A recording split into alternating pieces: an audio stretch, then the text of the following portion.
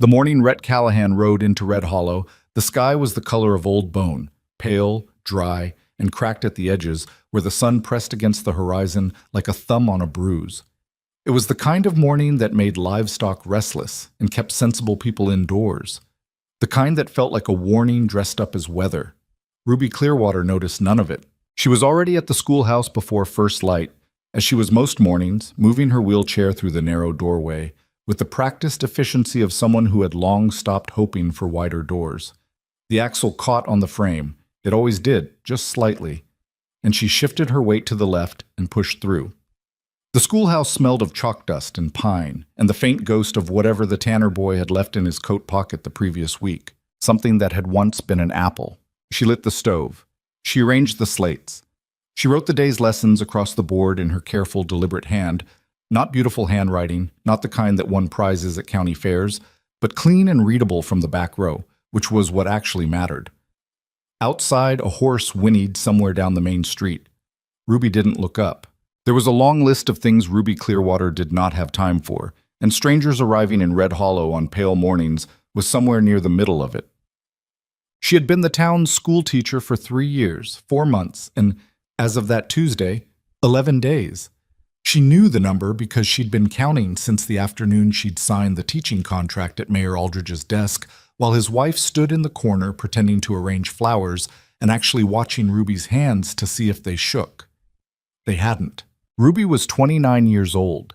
She was a large woman, broad across the shoulders and full through the hips, with dark brown hair that she kept braided and pinned because loose hair in a schoolroom was an invitation to disaster. She had a round, plain face that some people called stern and other people called plain, and a very small number of people, mostly children, called trustworthy. She had strong hands, the kind built for work, and a left knee that no longer bent properly, and a spine that sometimes made her gasp when she reached too far in the wrong direction. The wagon accident had taken 2 things from her mobility and her illusions. She had been 25 when it happened, coming back from Marsden with a load of school supplies, books mostly, and a box of chalk she'd bought with her own money because the town budget that year had been quietly redirected toward a new sign for the saloon. The wheel had gone on the creek bridge. She remembered the sound it made, a crack like a rifle shot, and then the world tilting, and then nothing for a while. When she woke up, she was in Doc Henley's back room. Her father was sitting beside her. He was holding her hand in both of his, and he wasn't speaking, which told her more than any words could have. He died 14 months later. Left her the ranch, 40 acres with a modest house, a barn, a spring that ran clean even in dry years, and more debt than she'd realized he'd accumulated. She'd spent the time since then chipping away at it. Teaching paid $40 a month. She sold eggs. She leased the west pasture to a rancher named Beaumont when the grass was good enough to make it worth his while. She was, as far as she could calculate, approximately 2 years from being clear. Approximately. The first time she saw Rhett Callahan, he was standing outside Garver's general store with his hat in his hand talking to Harold Garver, with the patient, unhurried manner of a man who was accustomed to people listening to him. Ruby was wheeling past on her way to the post office. She noticed him the way you notice an unfamiliar horse in a familiar paddock. Not alarm exactly, just the small adjustment that comes from something being where it wasn't before. He was tall, lean through the shoulders in the way of men who worked, rather than men who lifted things to look like they worked. His face was weathered and not quite handsome, with a jaw that sat slightly crooked and eyes that were either gray or green depending on the light. He wore no gun belt, which Ruby noticed. Most men who rode into Red Hollow wore guns the way other men wore hats, habitually, without thinking about it. He glanced over at her as she passed. She did not slow down. Whatever Harold Garver was telling him, it involved gesturing in the direction of the schoolhouse. Ruby filed that away without examining it too closely and kept moving toward the post office, where she had a letter to mail to the county education board regarding the matter of replacement slates, 3 of which had been cracked beyond repair since October. She forgot about him within the hour, or she told herself she did. He introduced himself to her 4 days later, on a Thursday afternoon when the children had gone home and she was erasing the board. She heard the knock on the open door and turned to find him standing in the frame, hat in hand, the same unhurried patience he'd shown Harold Garver.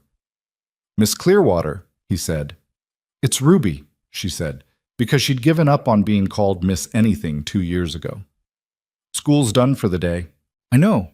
I wasn't looking for the school. He stepped inside, which she hadn't invited him to do, though she didn't say so immediately. He looked around at the room with the careful attention of someone cataloging rather than admiring. My name's Rhett Callahan. I've been in town about a week. I know who you are, she said. Harold Garver talks. Something moved at the edge of his expression. Not quite a smile. I imagine he does. She set down the eraser and turned her chair to face him fully, because she had learned early on that conducting a conversation from an angle gave people the impression you weren't paying attention or that you could be ignored, and she preferred neither. What do you want, Mr. Callahan? He held her gaze steadily.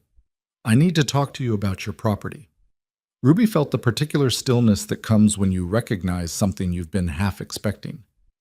Do you? Yes. He moved one of the small student chairs and set it aside, then crouched down at a level closer to hers instead of standing over her, which surprised her enough that she didn't speak for a moment.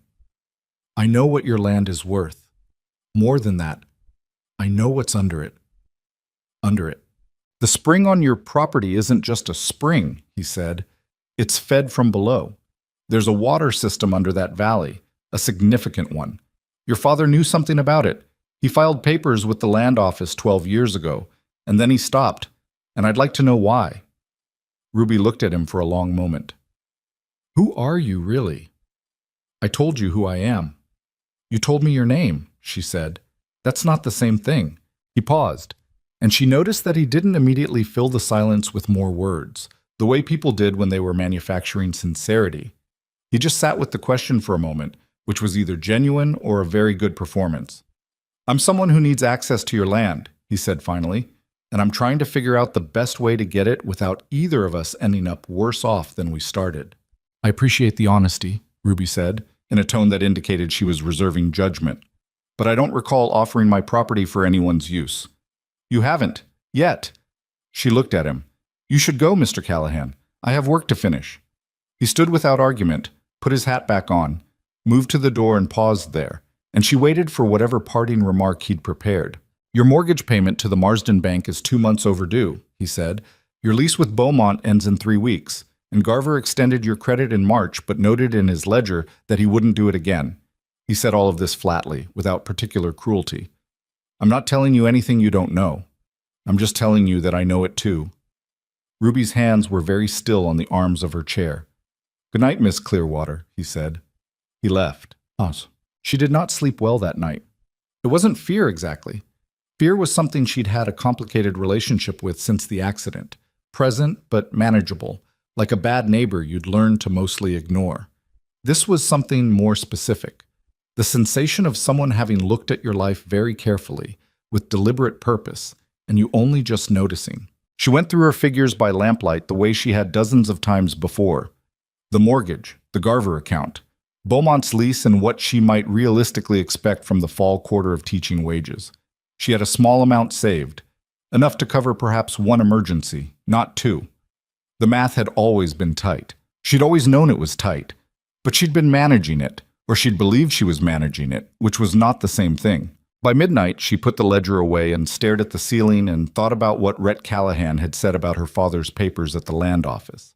Her father, Charles Clearwater, had been a deliberate and careful man, not a man who started things and didn't finish them, not a man who filed papers and then stopped. Something had made him stop. He came back the following Monday. She was expecting him. Not that morning specifically, but she'd known he'd return. People with the kind of patience he wore didn't give up after one conversation. She was at her desk when he appeared in the doorway. The children were at their desks working on arithmetic. He waited, which she gave him credit for. You can wait outside, she said pleasantly. I'll be done in 20 minutes. He waited outside. When the children filed past him at the end of the lesson, several of them staring openly, one of the Kowalski twins asking loudly who the tall man was, he nodded at each of them without making a production of it. Young Tommy Hatch, who was 8 years old and the most openly curious child in Red Hollow, stopped directly in front of him. Are you a cowboy? Tommy asked. I've been one, Rhett said. Are you an outlaw? No. Tommy considered this. That's what an outlaw would say.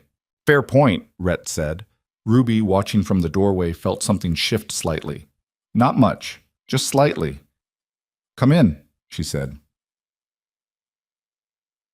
He sat down across from her desk, and she found she was grateful for the desk. The simple barrier of it, the way it put them on more equal footing than they'd been in before. I've thought about what you said, she told him. I figured you had. My father filed those papers because he believed there was something significant beneath the property. He stopped because someone told him to stop. She watched Callahan's face. You already knew that. I suspected it. Who told him? Rhett was quiet for a moment. There were investors interested in this valley 14, 15 years ago. A group out of the east, some local money behind them.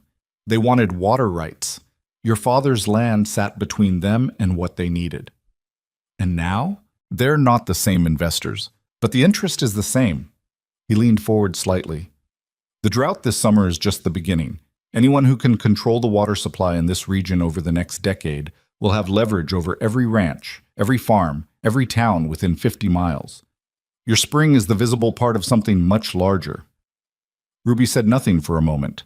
Outside, she could hear children calling to each other on their way home. What exactly are you proposing? She asked, and he told her. It was, she had to admit, not what she'd expected. She had expected an offer to buy, a price that would sound generous and would not be, a handshake and a deed transfer and a polite dismissal. What he proposed instead was a marriage. Not immediately. He laid the surrounding context first, methodically, the way a man builds a case rather than a request. The investors had agents in Red Hollow. They'd been buying up properties quietly for months. The pressure on her mortgage was not accidental. The Marsden Bank had been approached, and the overdue payments had been flagged specifically. If she defaulted, the land would be acquired within weeks. A single woman alone could not hold that property against organized financial pressure. A married couple, particularly one with a legal structure protecting the water rights jointly, was considerably harder to dislodge. He had contacts with federal investigators who were already looking into the investors' methods in other territories. The goal was to stall, to build a legal case, and to ensure that when the case broke open, the water rights were protected under public law rather than private ownership. He needed access to her land. She needed someone to absorb the debt. And the marriage, he presented this almost clinically, created a mutual protection that neither could achieve alone. Ruby sat through this entire explanation without interrupting him. When he finished, she was quiet for a long moment. "You're asking me to marry you," she said. "Yes." "A stranger?" "Yes, because you need my land and I need your money." He didn't flinch from it. "That's the practical structure of it. And you've considered," she said carefully, "that this is the most insulting thing anyone has said to me in my adult life." He paused. "I have, yes." "And you're asking anyway." "I'm asking anyway." She studied him. He was not handsome, she'd decided, not in the conventional way, but there was a directness to him that she found, against her better judgment, more tolerable than the alternative. Most men in her experience looked at a large woman in a wheelchair, and their expressions did something, adjusted, compensated, performed a kind of pointed neutrality that was its own form of condescension. Callahan just looked at her, like she was a person he was negotiating with, which was, she supposed, exactly what she was. "I need time to think about it," she said. "You have a week," he said. "After that, the situation with the bank won't wait." "You're not asking," she said. You're telling me I have a week." He hesitated. "You have a week." She looked at him for another moment. "Get out of my schoolhouse, Mr. Callahan." He got up without protest. At the door he paused. She was beginning to recognize this as a habit of his, the strategic pause, and said, "For what it's worth, I'm not doing this because I think you're helpless." "I know," she said. "You're doing it because you think my land is valuable, which is considerably more honest than pity." She met his eyes. "That's the only reason I haven't told you to go to hell." He left. This time Ruby thought she might actually have gotten the last word. But she spent 3 of her 7 days trying to find a different answer. She wrote to the county land office and asked for copies of her father's original filings. She'd never seen them, hadn't known they existed until Callahan mentioned them. She went to see Emmett Larson at the freight office, who knew more about the practical movement of money and goods through the region than anyone else she could think of. She sat with Doc Henley one afternoon and, without explaining why, asked him what he knew about the Marsden Bank and who controlled its board. What she learned across those 3 days was that Rhett Callahan had not been wrong about any specific detail. The bank's board included 2 men with connections to an investment group out of Kansas City. The freight records showed an unusual volume of surveying equipment passing through Red Hollow over the previous spring. 2 ranchers she knew had sold their properties in the past year. Both had mentioned financial pressure, and both had seemed relieved to leave, which struck her now as odd. The 4th day she spent being angry. Not at Callahan specifically, though he was convenient. At the general shape of the situation. At the fact that this was happening to her. That the water under her father's land, which she hadn't known about, hadn't chosen, hadn't done anything to acquire, had quietly placed a target on the only thing she had left. The 5th day she spent doing math. The 6th day, she went to see Vivian Marsh. Vivian ran the boarding house on the eastern edge of Main Street, and she was 71 years old and had outlived 2 husbands and a business partner, and took a particular satisfaction in saying exactly what she thought to anyone who would hold still long enough. Ruby had known her since childhood. Vivian had known Ruby's father. She was, in the loosest possible sense, the closest thing Ruby had to family in Red Hollow. She told Vivian the whole thing, Callahan's proposal, the investors, her father's papers, the bank pressure, all of it, straight through, without softening any part of it. When she finished, Vivian was quiet for a moment. "He buy up the debts himself?" she asked. "That's what he said." "So he's already in it, whether you say yes or no." "Yes?" Vivian considered. "What's he get if you say no?" "Nothing. The bank forecloses, the investors buy the land. And he's out the money he spent on your debts." "Yes." Vivian looked at her. "That's a strange play for a man who just wants your water rights." Ruby hadn't quite thought about it from that angle. "He said he needs the legal structure of a joint ownership." "Maybe," Vivian said. "Or maybe he's not as calculating as he wants you to think he is." She poured tea. "I'm not saying trust him. I'm saying the picture's more complicated than he's making it, and probably more complicated than he knows himself." Ruby took the tea. "Do you think I should do it?" Vivian gave her a long look. "Do you want to keep your land?" "Yes." "Do you have another way?" She had spent 5 days trying to find one. "No." "Then you already know what you're going to do," Vivian said. "You're just here because you wanted someone to tell you it's not a completely foolish thing." Ruby looked at the table. "Is it?" Vivian picked up her own cup. "Every worthwhile thing a woman does on this frontier has been called foolish by someone," she said. "That's never once been a reliable indicator." Well, she went to find Callahan on the 7th day. He was staying at Vivian's boarding house. She found this out the same morning from Vivian herself, who had mentioned it with the careful neutrality of someone who had already decided not to volunteer opinions. She wheeled up to the front porch and knocked, and he came down the stairs from the upper hall and appeared in the doorway looking like a man who had also not slept particularly well for a week. There was something slightly ragged about him, a tiredness behind the eyes, the jaw not quite as steady as she remembered. "I have conditions," she said. He came outside, sat down on the porch steps, which put him below her eye level, and she appreciated that he did it without making it obvious he was doing it deliberately. "Let me hear them." "You don't make decisions about my land without my agreement. Not a blade of grass, not an inch of fence line. Joint decisions mean joint decisions." "Agreed. I keep teaching. This doesn't change my work." "I wouldn't expect it to. If we find what you think is under that property, the rights go under public protection. Not yours, not mine. Public." He looked at her steadily. "That's what I want too. And when this is over, whatever that means, I decide what the marriage looks like going forward." She held his gaze. "I'm not agreeing to a permanent arrangement. I'm agreeing to a working one until the situation resolves." He was quiet for a moment. "And if the situation takes years to resolve, then we'll have years of conversations about it," she said. "One problem at a time." He nodded slowly. "Those are your conditions." "Those are my conditions." He put out his hand. It was a business gesture, clean and direct. Then I agree to them. She looked at his hand for a moment. Then she shook it. His grip was firm, not the exaggerated kind, not the careful kind that men sometimes used with women as though they were made of something breakable, just straightforward. "We'll need to go to Marsden for the license," he said. "I know. I can hire a wagon with a proper ramp." "I have a wagon," she said, "and before you say anything else, I drive it myself." He closed his mouth. "Good," she said. "Not yet." The wedding was held at the Red Hollow Courthouse 12 days later. It was not a ceremony anyone would have described as romantic. Judge Whitmore read the relevant sections at a brisk pace and asked the required questions, and Rhett answered steadily and Ruby answered clearly, and Vivian Marsh stood as witness with the expression of someone attending a business meeting she'd been dragged to but intended to see through properly. Two of Ruby's students were inexplicably present. She later discovered that Tommy Hatch had overheard her telling Mrs. Beaumont about the date and had organized a small delegation.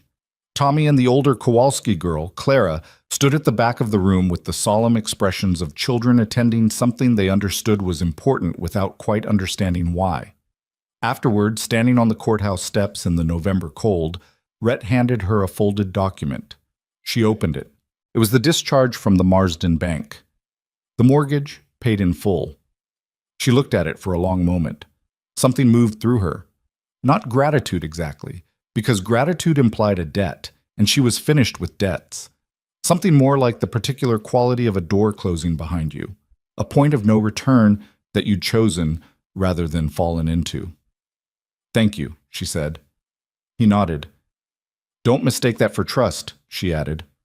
"I won't," he said. They loaded into her wagon. She drove, as she'd said she would, and headed back toward Red Hollow in the gray November afternoon. They didn't talk much. There wasn't a lot to say yet. Everything that needed to be said was still somewhere ahead of them, buried like water beneath stone, waiting to be found.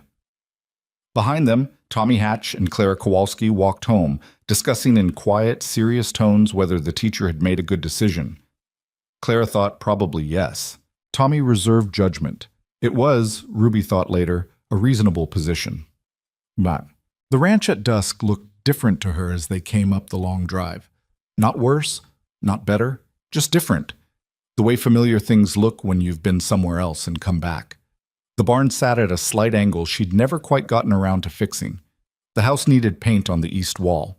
The spring, visible from the drive as a dark glint at the edge of the pasture, caught the last of the light and held it. She stopped the wagon at the house and climbed down.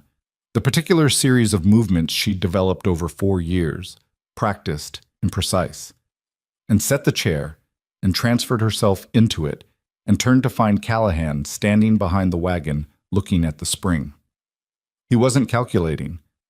Or if he was, there was something else in his expression too, something quieter, harder to name.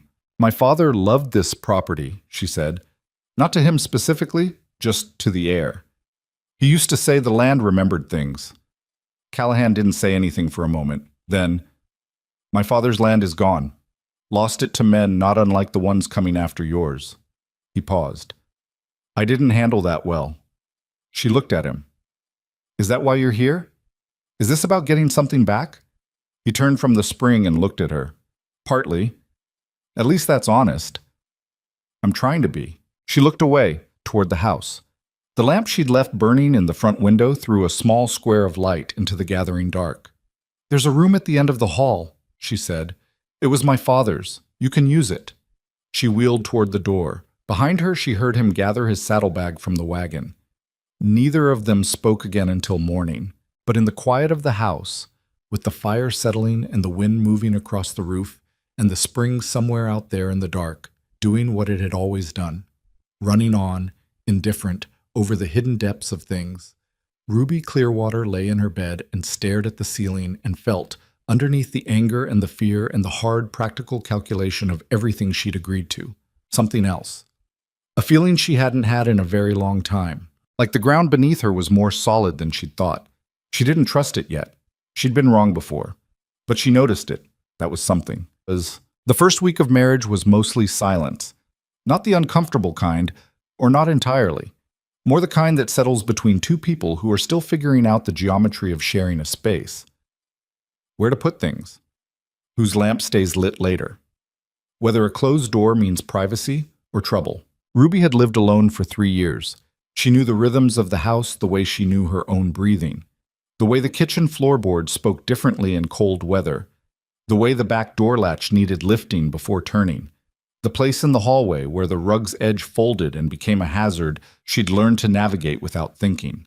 Having another person in the house meant all of that changed in small, constant ways that required more attention than she had anticipated. Rhett Callahan was not a difficult house guest. She would give him that. He cooked his own breakfast, left the kitchen cleaner than he'd found it, and did not comment on the way she'd arranged the furniture. Wide paths between pieces, nothing too low to the ground, the table pushed back an extra 6 inches from its original position to allow her to pull in fully. He noticed all of it, she could tell. He was the kind of man who noticed things.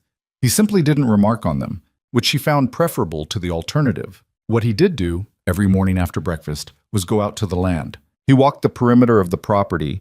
He crouched near the spring and studied the way the water moved. He dug small test holes in the pasture floor with a narrow rod he'd brought in a pack, pressing it down and listening. She'd watched him from the kitchen window, thinking he looked slightly ridiculous, before conceding that he probably knew exactly what he was doing. He took measurements she didn't understand using tools she didn't recognize. He didn't explain any of it, and for the first week she didn't ask. She had her own work. The school term was in full session, and November in Red Hollow brought its usual complications. Children arriving cold and distracted, the stove in the schoolhouse that needed coaxing on mornings below freezing, the quarterly examination report she owed the county board and had been avoiding for 2 weeks. There was also the matter of the land office documents, which had arrived by post on the Wednesday after the wedding. Copies of her father's original filings, 6 pages of cramped official handwriting that she hadn't had the mental space to read carefully. She read them carefully on the following Saturday morning at the kitchen table while Callahan was outside. What she found did not make sense, or rather, it made a kind of sense that she found deeply unsettling. Her father had filed the initial survey claim 12 years ago. The documents described the spring, the 40 acres, and then, in a section she had to read 3 times to fully absorb, referenced an additional subsurface claim. A water rights declaration covering a geological formation that the survey described as an extensive aquiferous layer running beneath the valley basin, estimated extent unknown, primary access point located on Clearwater property. She sat with that for a while. An extensive aquiferous layer, running beneath the valley basin.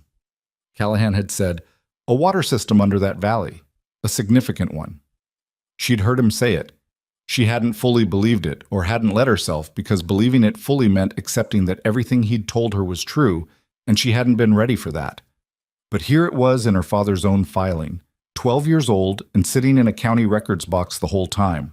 The second document was shorter. It was a letter, a copy of a letter, the original apparently retained elsewhere, written in a different hand, addressed to Charles Clearwater, dated 4 months after the initial filing. She read it twice. The letter was not threatening, exactly. It was the kind of letter written by people who know the difference between a threat and a suggestion, and know that a well-phrased suggestion requires no threats at all. It came from a law firm in Kansas City. It referred to her father's recent claim as potentially problematic for regional development interests. It suggested that he might find it beneficial to withdraw the subsurface claim and allow the matter to develop through more appropriate channels. It mentioned in the final paragraph that the firm's clients had significant experience with land disputes throughout the territory and had always found that early cooperation led to considerably better outcomes for all parties. Her father had not withdrawn the claim, but he had stopped. He hadn't extended it, hadn't publicized it, hadn't done anything to develop it further. He had, as far as the records showed, just stopped. Ruby put the documents down and looked out the window at the pasture. She thought about her father sitting at this same table, reading a letter from a Kansas City law firm, what he'd felt, what he'd weighed, whether he'd been afraid. She didn't know. She had been 17 when all of this happened, away at the county school in Marsden, and her father had not been a man who shared his worries with his daughter if he could help it.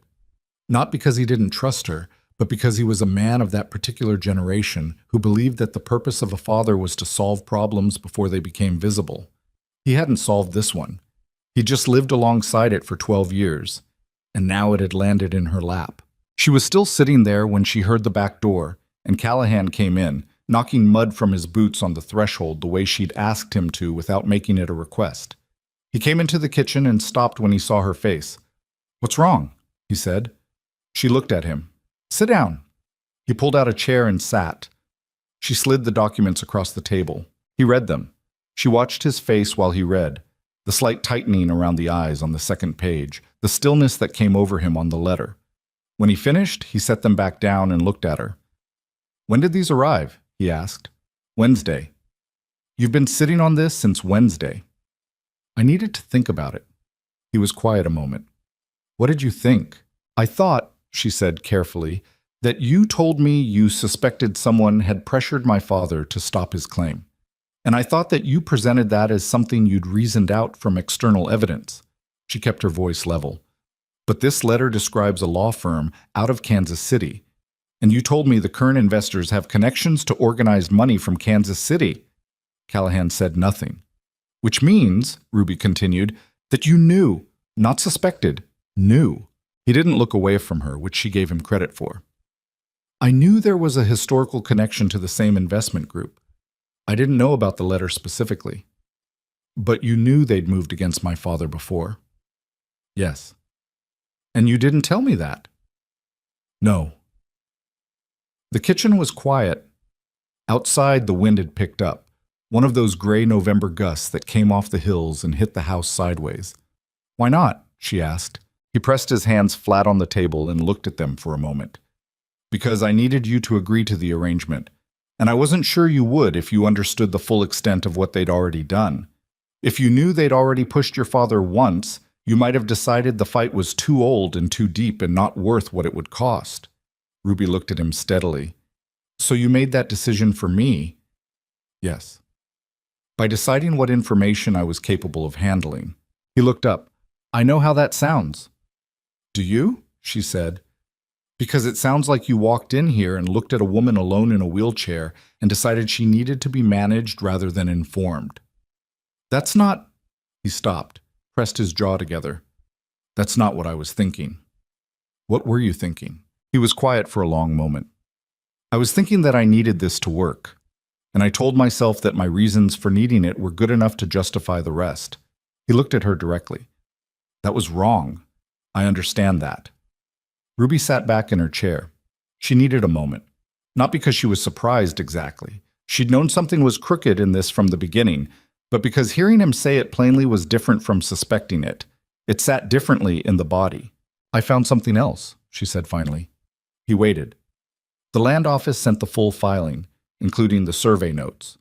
"My father's claim describes a subsurface water formation. His words were extensive. He estimated the access point was on our property, but that the formation itself ran beneath the whole valley basin." Callahan didn't react with surprise, which told her he'd known that too. "How large?" she asked. "Larger than anyone's officially acknowledged," he said. "The geological surveys I've seen suggest it could be one of the most significant water systems in the territory, maybe in the region." Ruby absorbed this. "You said your family lost their ranch." "Yes. To men connected to this same group?" "I believe so. The circumstances were different, but yes." She looked at him. "So this isn't just about federal investigators and public water rights?" "No," he said. "It's not just about that. You're here because you're angry."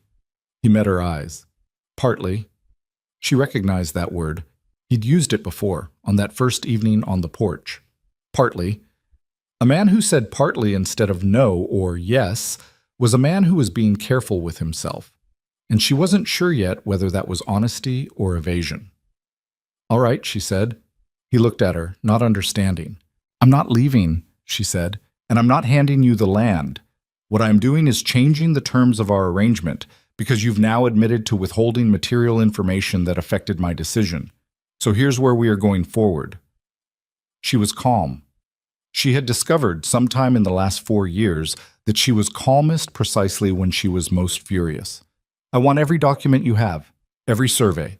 Every piece of intelligence you've gathered on these investors, every contact you have with the federal people, all of it comes to me. We make decisions together or we don't make them at all." Callahan looked at her for a long moment. "You could have walked," he said. "After finding those papers, you could have decided you wanted no part of any of it and found a way to dissolve this arrangement." "I considered it," she said, "but I spent 3 days last week trying to find an alternative and didn't. And my father spent 12 years not dealing with this, and now here we are. So, I'd rather deal with it." Something moved across his face that she couldn't quite name. It wasn't relief, or wasn't only that. "The documents are in my pack," he said. "I'll get them." Jim. He spread everything across the kitchen table after supper. It was more than she'd expected. More, she thought, than he'd initially planned to share. Geological surveys copied from 3 different sources. A ledger of property transactions in the valley over the previous 5 years, annotated in Callahan's handwriting. Letters between a law firm and a Kansas City investment house, some of them copies, some originals that he didn't explain how he'd obtained, and she decided not to ask. A map of the valley hand-drawn to a careful scale, with property boundaries and water sources marked, and underneath all of it in thin penciled lines, a suggested outline of the subsurface formation based on the geological data. Ruby pulled the map toward her and looked at it. "This is our spring," she said, pointing. "Yes. And this is the extent of what they think is below."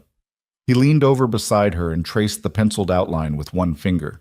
It covered most of the valley. It extended north beyond Red Hollow's town limits, south past the Beaumont property, east to the edge of the hills. "If this is accurate," she said slowly, "then controlling our property gives them access to everything," he said. "Every ranch and farm in this valley, every town within reach of this water source. Whoever controls the access point controls the supply." She sat with that. Outside, the wind had settled and the night had gone quiet. Somewhere down the road, a dog was barking at something in the dark. "What do the federal investigators have?" she asked. "Evidence of fraudulent land transactions, pressure tactics against owners, possibly extortion in some cases.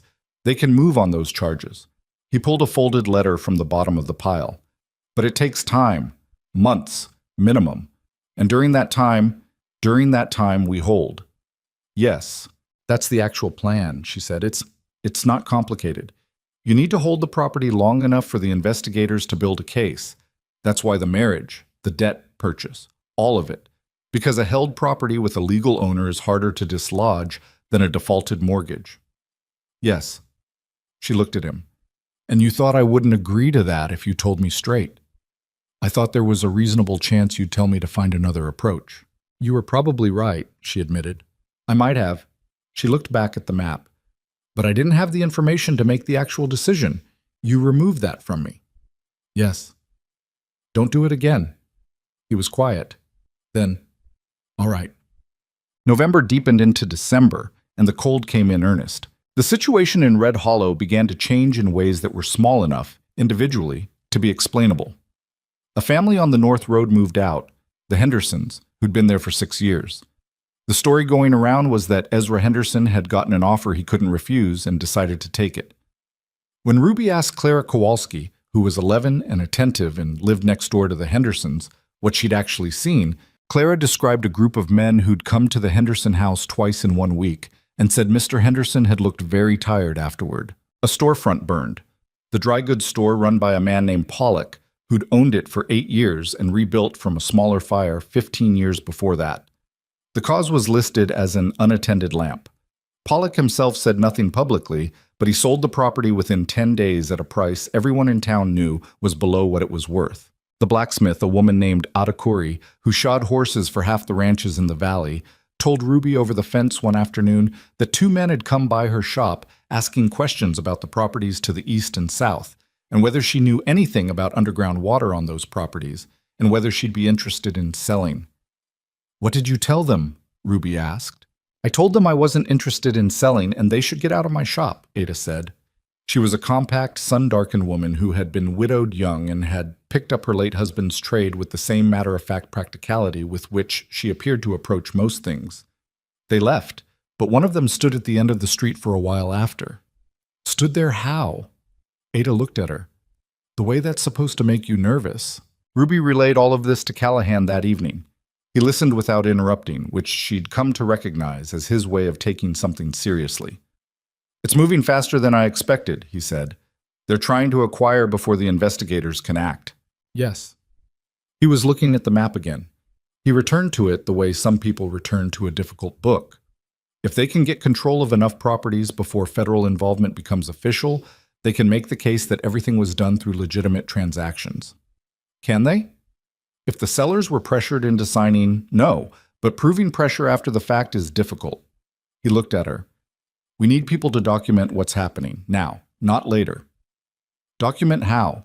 Written accounts, dates, descriptions of the men, what was said, anyone who's been approached, anything that's burned or been sold under pressure. He paused. You know these people.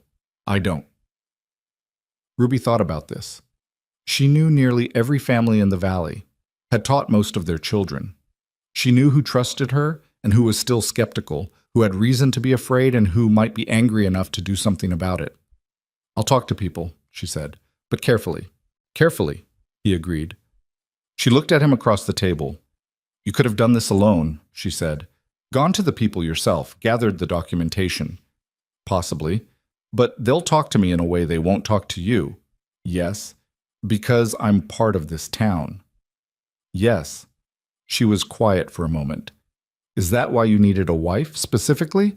Not just the legal protection. You needed access. He held her gaze. The legal protection was real. The marriage structure genuinely makes it harder for them to move against the property. He paused.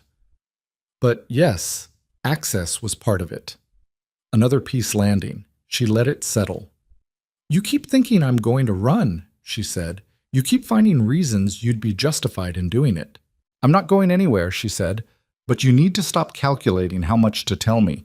It's inefficient and it makes me angry, and I'm more useful when I'm not angry at you. He looked at her for a moment. Something behind his eyes shifted in a way she wasn't sure how to read. Understood, he said. She started talking to people the following week. She began with Vivian, who was unsurprisable and who had already noticed the Hendersons' departure with the particular attention of someone who'd been paying attention to the shape of things for 7 decades. Then she went to Ada Corey, who agreed to write down what she'd witnessed and who mentioned that Orson Flatt, who ran the feed store on the south end of town, had been approached twice and had told the men something considerably less polite than Ada had. Orson Flatt was 63 and had a temper like a struck match, and was not remotely interested in talking to Ruby about it when she appeared at his counter on the following Wednesday morning. I handled it, he said, stacking bags of seed with unnecessary force. Don't need to talk about it. I'm not asking if you need to, Ruby said. I'm asking if you're willing to. There's a difference. He looked at her. He had worked the feed store since before she was born, and they had a complicated relationship that had started when she was 8 and broken his window with a poorly aimed throw, and had never quite recovered from that foundation. What are you actually after, Ruby? Written record of who came to you and what they said. Why? She told him in the condensed version she'd been refining as she went. The investors, the federal case being built, the need for documentation before more properties changed hands. Orson stacked another bag. You think this is going somewhere real? Or you think it's just going to fizzle out like every other thing people say they're doing about the way this territory is being carved up? I think there's a reasonable chance it goes somewhere real, she said, and no chance at all if we don't document it. He was quiet for a moment, then, the man who came had a scar on his left hand, like a burn scar. He gave a name, said his name was Dalton. I don't think it was his real name. He pulled a piece of paper from under the counter. I already wrote it down. Was waiting to figure out who to give it to. Ruby took the paper. Thank you, Orson. Don't thank me, he said gruffly. Just make it mean something. By the end of the second week of December, she had collected accounts from 11 people. 6 had been directly approached and pressured. 3 had witnessed the men around properties they hadn't owned. 2 had overheard conversations they'd found alarming enough to remember specifically. She organized it all at the kitchen table on a Sunday night, Callahan across from her, the 2 of them working through it the way she imagined partners were supposed to work. Not easily, not without friction, but steadily. He had a systematic mind, she'd discovered. He categorized things. She had an instinct for the connective tissue between accounts, the way a detail mentioned by Orson Flat linked to a date that matched what the Kowalski girl had seen. "This man," she said, pointing to a description in two separate accounts. Scar on the left hand calls himself Dalton. He's been at the Pollock property and at the feed store, two different parts of town. "He's coordinating," Callahan said. "Not just surveying, he knows which properties are priority." "Which means they have a list." "Yes." She looked at the accounts spread across the table. "Ours is at the top of it." "Ours was always in the top of it." He said it flatly, without drama. "Your spring is the access point. Everything else they're acquiring is about controlling the surrounding land so they can isolate us." Ruby followed the logic. If the neighboring properties sold or defaulted, the Clearwater Ranch would be surrounded by land under the investors' control. No route in or out that wasn't overseen by people working for the same group. "They're building a net," she said.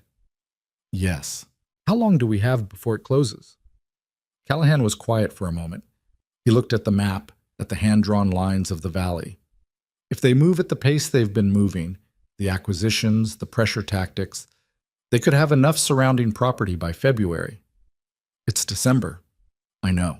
She looked at the accounts, the map, the documents spread across the table. She thought about 11 families in this valley who had been quietly pushed and frightened, and some of whom had already fled. She thought about her father sitting with a letter from Kansas City and deciding to stop, deciding it was easier to leave it for someone else. She wasn't angry at him for that. She understood it now better than she had. Some things you could only understand once they were sitting in front of you, but she wasn't going to make the same choice. "We need to get this to your contacts," she said. "The federal people. Whatever we've collected needs to be in their hands before the new year." "Agreed." He gathered the papers carefully. "I'll arrange a courier. And I need to talk to more people." She was already thinking through names. There are families farther out on the valley who haven't heard anything yet, or who have heard and stayed quiet because they don't know anyone's doing anything about it. "Ruby." She looked at him. He rarely used her first name, so she'd noticed that. He usually avoided names altogether, as though they were a currency he was careful with. "Be careful who you trust with the full picture," he said. "We don't know who else in this town has been approached with a different kind of offer." She absorbed that. The possibility that some of the people she'd known for years might be providing information to the other side. "I know," she said. "I've been thinking about that." And I've been choosing carefully." She started organizing the papers into a neat stack. "Give me credit for some judgment, Callahan." He was quiet for a moment. "I do," he said. "More than you probably think." She glanced up at him and found him looking at her with an expression that was harder to categorize than his usual ones. Not calculating, not the careful watchfulness she'd grown accustomed to, something more uncertain than that. She looked back down at the papers. "Then we have work to do," she said. He reached across the table and straightened the edge of the stack she'd assembled, a small automatic gesture. His hand was inches from hers. Neither of them said anything. Outside, the December wind moved across the roof of the house that had been her father's, above the land that was hers, above the water that ran below everything in the dark. Deep and cold and patient, waiting, the way important things often do, for someone to finally come looking. The courier left for the capital on the 14th of December, carrying everything they had. The 11 accounts, the annotated map, the copies of her father's original filings, and a letter from Callahan to a federal investigator named Hargrove that he'd written and rewritten 3 times before Ruby finally said the second version was the clearest and he should stop second-guessing himself and seal it. He'd looked at her when she said that, something briefly unguarded in his expression. Then he'd sealed it. After the courier rode out, there was a particular quality to the waiting that Ruby hadn't expected. She'd assumed that doing something, gathering the accounts, organizing the evidence, getting it into the right hands, would feel like progress. And it did. But progress turned out to feel a great deal like standing in a field while a storm assembled itself on the horizon. You'd done what you could do. The storm was still coming. School continued. The children came in from the cold every morning smelling of wood smoke and horses, and the particular outdoor sharpness of children who had walked a distance. and Ruby taught them reading and arithmetic and the measured distances between frontier towns on a hand-drawn map she'd made herself because the county-issued one was wrong about the location of Red Hollow by approximately 4 miles. Tommy Hatch had discovered long division and was in the grip of the particular obsession that sometimes seized bright children when they found something newly within their reach. He worked problems in the margins of his slate when he thought Ruby wasn't watching. She was always watching. That was the job. Outside the schoolhouse walls, the town was quieter than it should have been for December.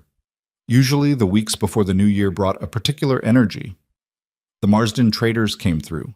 Families who'd been spread across the valley since harvest came back together, and there were evenings at the boarding house where Vivian pushed back the furniture and people played cards and drank coffee and argued about things that didn't matter much, which was its own kind of necessary. This December, there were fewer traders. The card evenings were smaller. People talked less openly in the street. It was the kind of quiet that wasn't peace. It was the quiet of a community that had begun to understand it was being watched.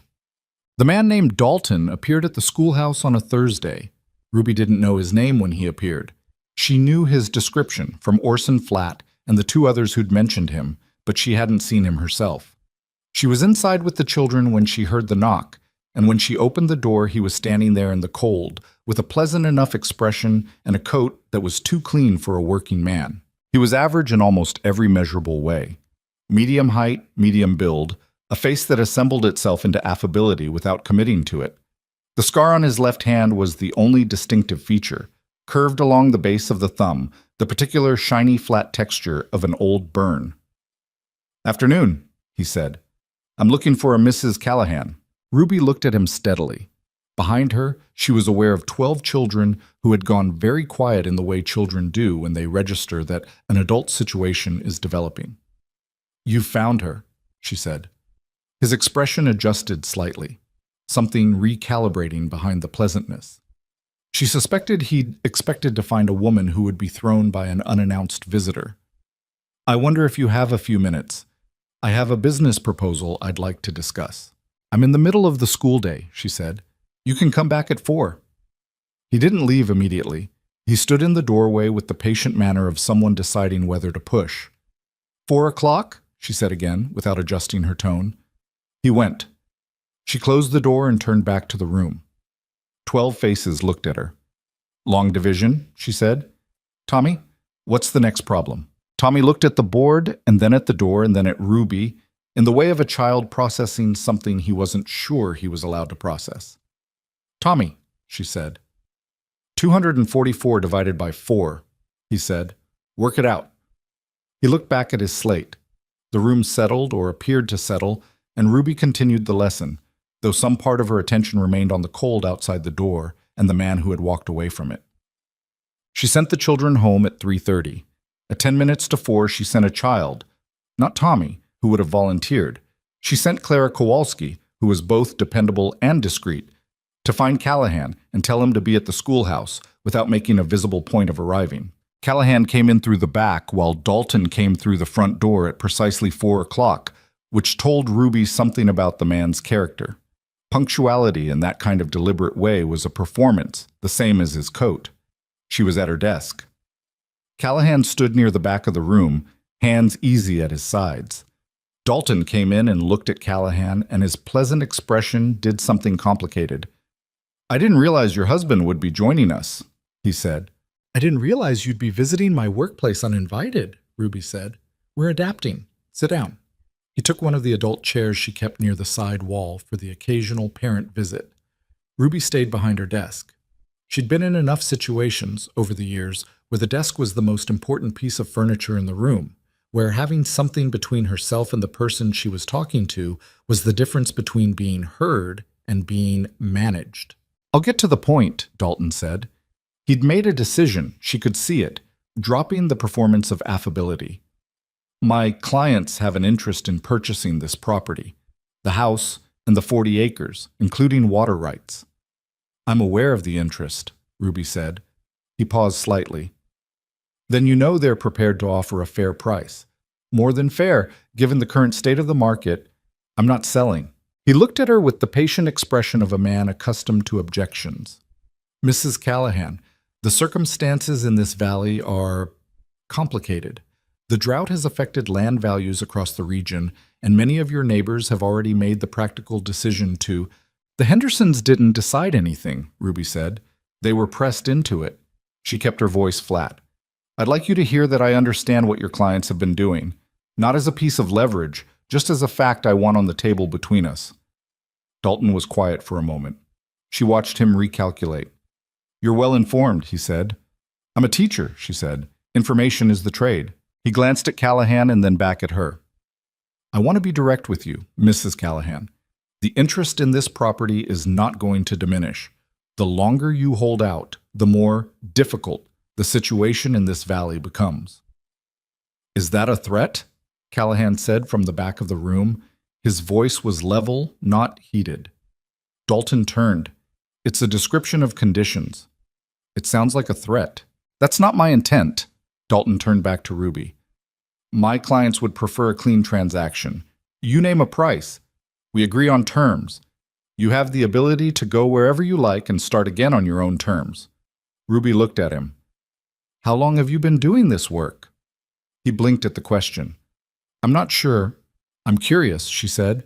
How long you've been doing this particular job, going to people's properties and explaining to them why selling is in their best interest. He set his expression. I represent business interests. Yes, she said. You do. She folded her hands on the desk. I'm not selling, not for any price.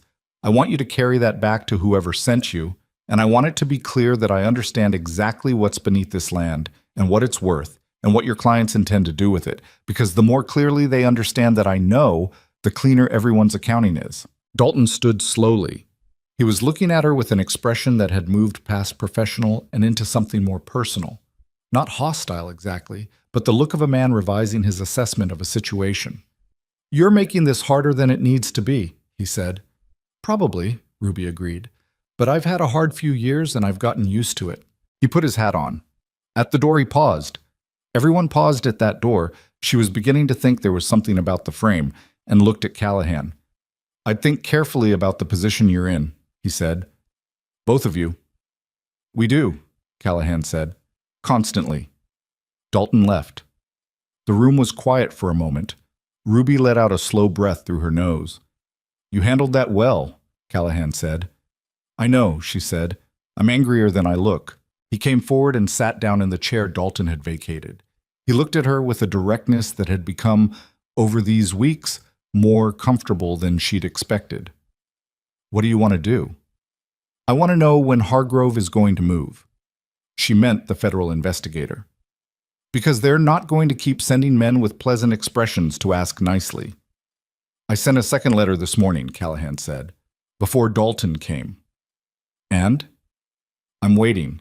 Ruby pressed her fingertips against her mouth for a moment, thinking. They're going to try something more direct. Dalton just came to see what he was dealing with. Yes. And now he knows. Now he knows, Callahan agreed. She looked at the empty room around her. The slates, the chalk dust, the small desks that held children she'd known since they were younger than they were now. Children who walked through this valley every morning. Children whose families were being pressured and frightened. I need to tell you something, she said. Callahan waited. My father left papers in the barn workshop. Not just the land office filings. He had his own notes, his own measurements. I haven't gone through them fully because I've been... She stopped. I've been putting it off. Why? She considered how to answer that honestly. Because going through his papers means accepting that he knew everything and sat on it. And I've been trying not to be angry at him. She looked at the desk in front of her. But I think I need to know what's in there. All right, Callahan said quietly. I didn't tell you about it before. He looked at her. I know.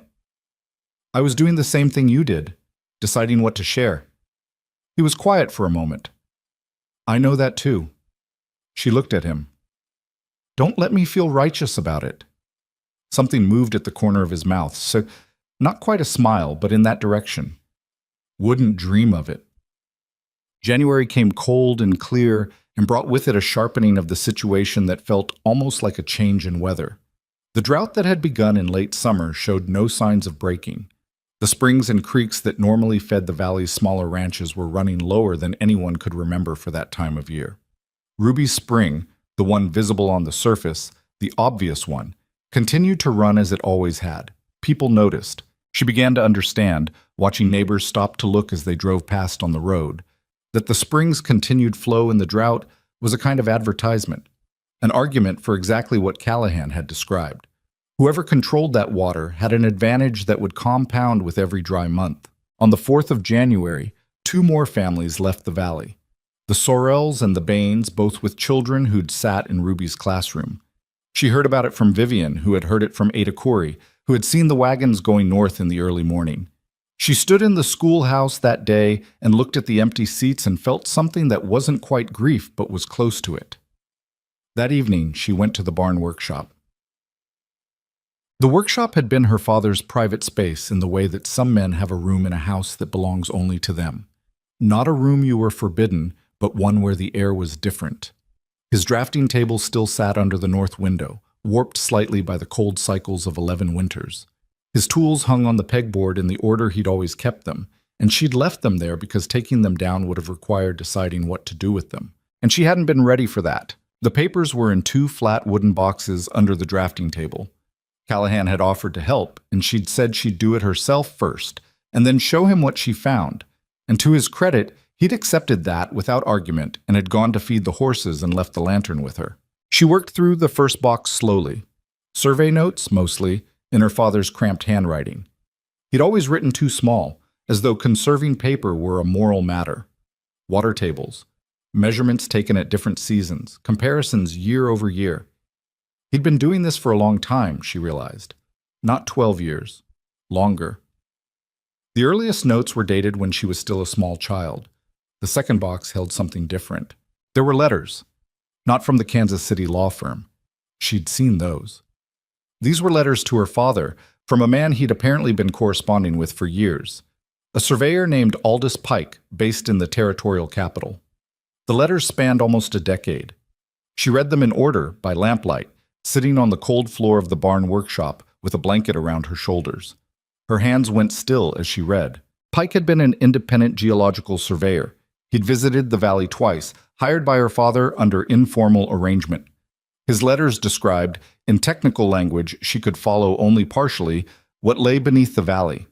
He used words like exceptional and unprecedented for this region.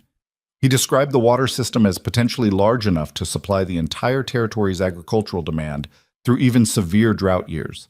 He said, in a letter from 8 years ago, that he'd shared none of this with anyone else because he'd given Charles Clearwater his word that he wouldn't. The last letter was different. It was dated 2 months before her father died. Pike's handwriting was looser in it, rushed. He wrote that he'd been approached by representatives of an investment group who had somehow learned of his surveys and wanted his findings. He'd refused. He wrote that he was concerned for his own safety and was leaving the capital for a time. He wrote that Charles should file the full subsurface claim immediately, not the partial one, the full claim, with everything documented, and that the documentation alone would create a legal record that would make any future seizure significantly more complicated. He wrote, "Do not wait, Charles. They are not men who wait themselves." Her father had received this letter 2 months before he died, and he had not filed the claim. She sat with that for a long time. She did not know what had stopped him. Fear, maybe. Or the particular fatigue of a man who had been quietly carrying something for years and had run out of the energy to carry it further.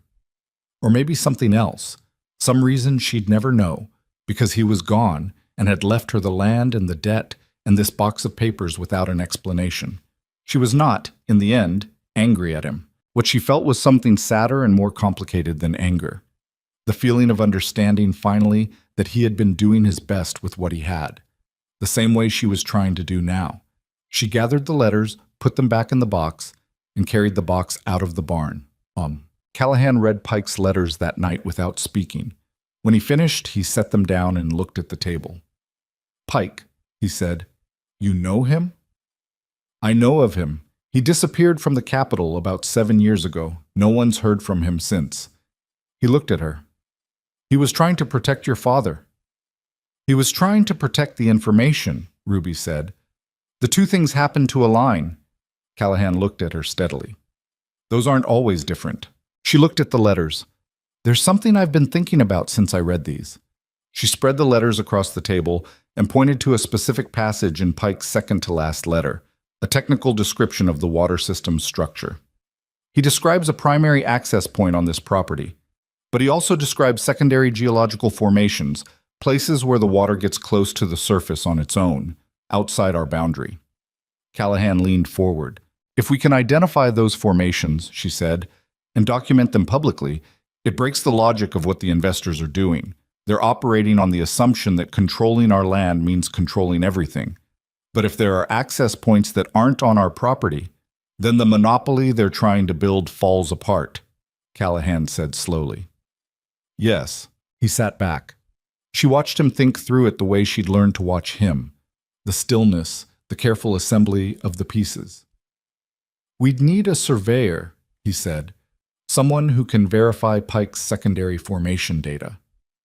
Yes, that takes time. I know. Ruby.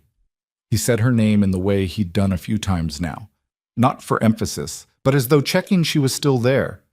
Whatever's coming from them won't wait for a survey. I know that too, she said, but we do what we can do. He looked at her for a moment, then he nodded and pulled the letters toward him and started making notes. It was Tommy Hatch who brought the news, on a Tuesday afternoon in the third week of January. School had just ended. Ruby was erasing the board the familiar close of the day, and Tommy appeared at the back of the classroom instead of going home, standing there with his coat half-buttoned and an expression she'd never seen on him before.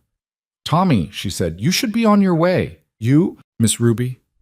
He hadn't called her that in a year, had switched to the more formal address when he'd decided he was old enough for it. The reversion told her something before he'd said another word. Clara didn't come to school today. Ruby set down the eraser. I noticed. She wasn't sick, he said. I went past her house this morning and her ma was outside and she looked... He stopped. Her ma looked scared. And Clara wasn't there. Ruby was still. What time this morning? Before school. I was early. He twisted the button on his coat. I didn't say anything because I thought maybe Clara just went to her aunt's. She does sometimes. He looked at Ruby. But her ma kept looking down the road like she was waiting for something. And she wasn't the kind of looking like waiting for someone to come home. Ruby made herself breathe normally. Go home, Tommy. Tell your father I might come by this evening. What's wrong with Clara? Go home, she said. Now please. He went.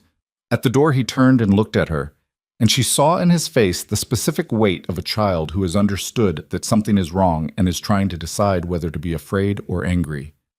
Go, she said more gently. He went. She got Callahan, Bertet.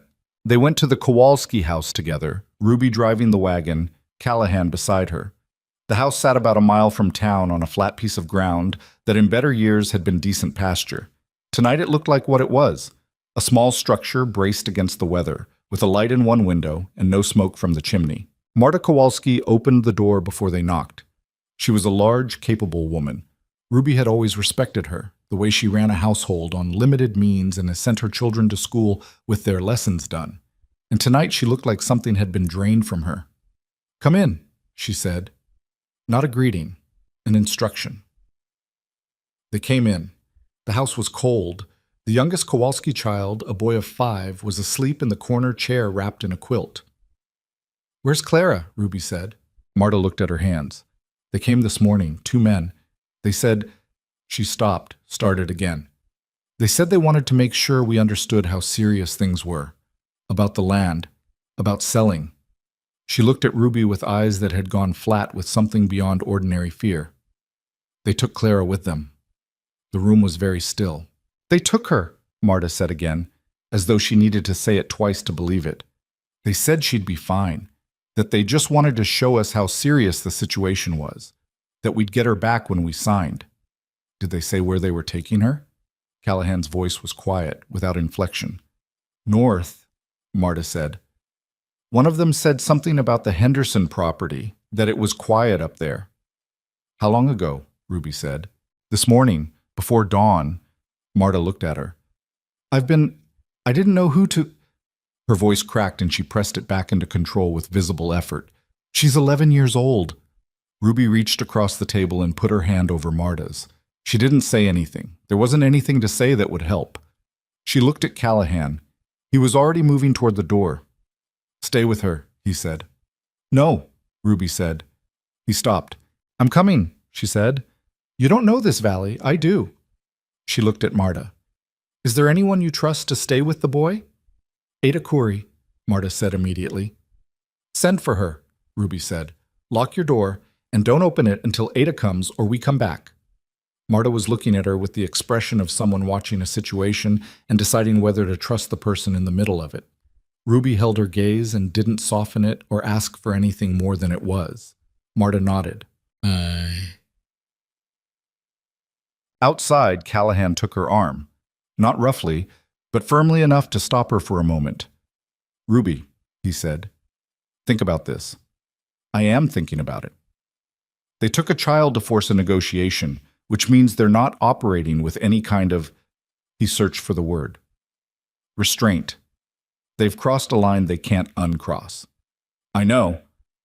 Going up to the Henderson property in the dark is exactly what we're doing," she said, "because she's 11 and she's been there since before dawn, and whatever they told Marta about her being fine, those men took a child from her house, and they are not careful people." She met his eyes. "You know this valley less than I do, but you know men like that better than I do. Am I wrong?" He looked at her. His jaw was tight. "No." "Then get in the wagon." The Henderson property was 3 miles north of town, on a road that Ruby had driven in every condition since she was old enough to hold the reins. In summer it was good road, dry and even. In January it was frozen mud and ice patches and places where the ruts went deep enough to make the wagon lurch. She drove it the way she drove everything, steadily, reading the surface, adjusting before the problems arrived rather than after. Callahan sat beside her with a rifle across his knees. "Tell me what you know about the Henderson place," he said. Ezra built a main house and a smaller structure at the back, a storage building about 20 feet from the main house. If they wanted somewhere quiet to hold someone, the storage building is more likely. She kept her eyes on the road.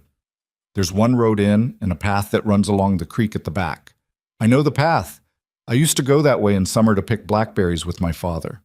In a wheelchair." "In better days," she said without sentiment, "but I remember it." He was quiet for a moment. "You'll stay back while I go in." She looked at him sideways. "We'll discuss the approach when we get there." "Ruby." "I'm not arguing about it in the dark on a frozen road," she said. "We'll discuss it when we can see what we're dealing with." He said nothing else. The Henderson property appeared out of the dark as a low shape against the sky. The roofline of the main house, a faint light in one window. Ruby pulled the wagon off the road 100 yards before the gate and set the brake. She looked at the property, reading it the way she'd learned to read difficult terrain. The light was in the front room of the main house. The storage building at the back was dark. "The building at the back," she said quietly. "Yes. One road in, watched from the front window," she thought. "The creek path comes up behind the storage building, but that's," she assessed it honestly, "that's rough going in the dark." "I can do rough going in the dark," Callahan said.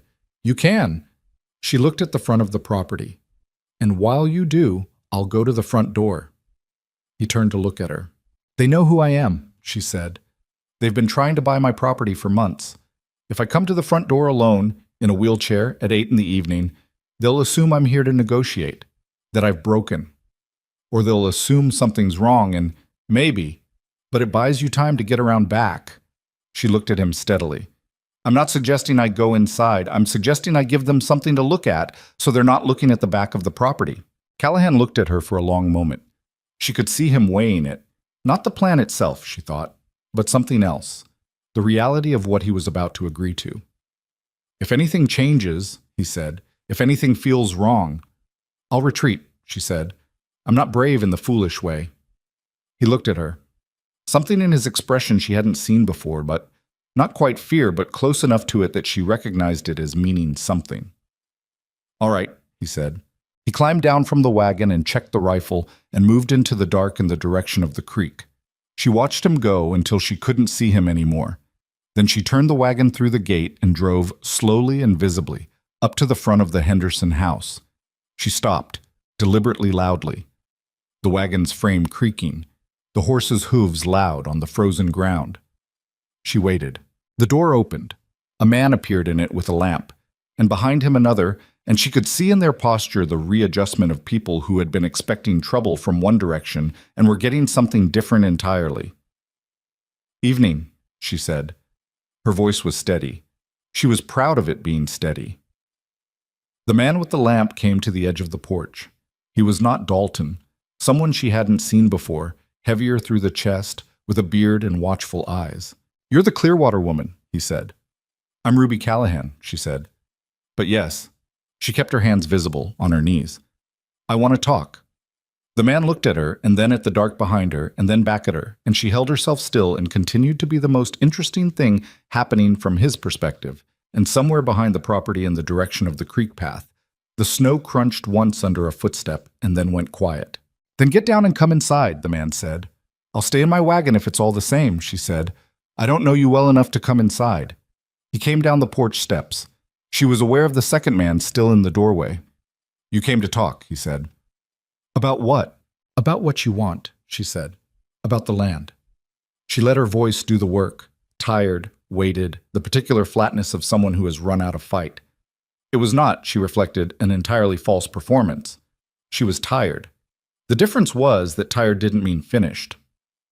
"I want to know what your clients are actually offering. Full terms. I want to hear it plainly." The man looked at her.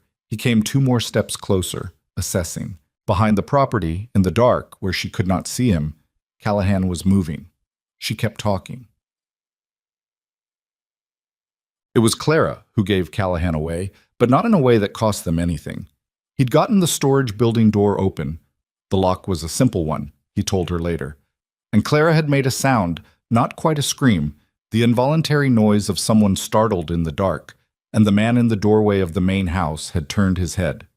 Ruby didn't let him turn all the way. "I need to know about the water," she said, loudly enough to snap his attention back. "About what's below the property. I need to understand what we're actually talking about before I agree to anything." He turned back to her, confused by the non sequitur, which was what she'd wanted.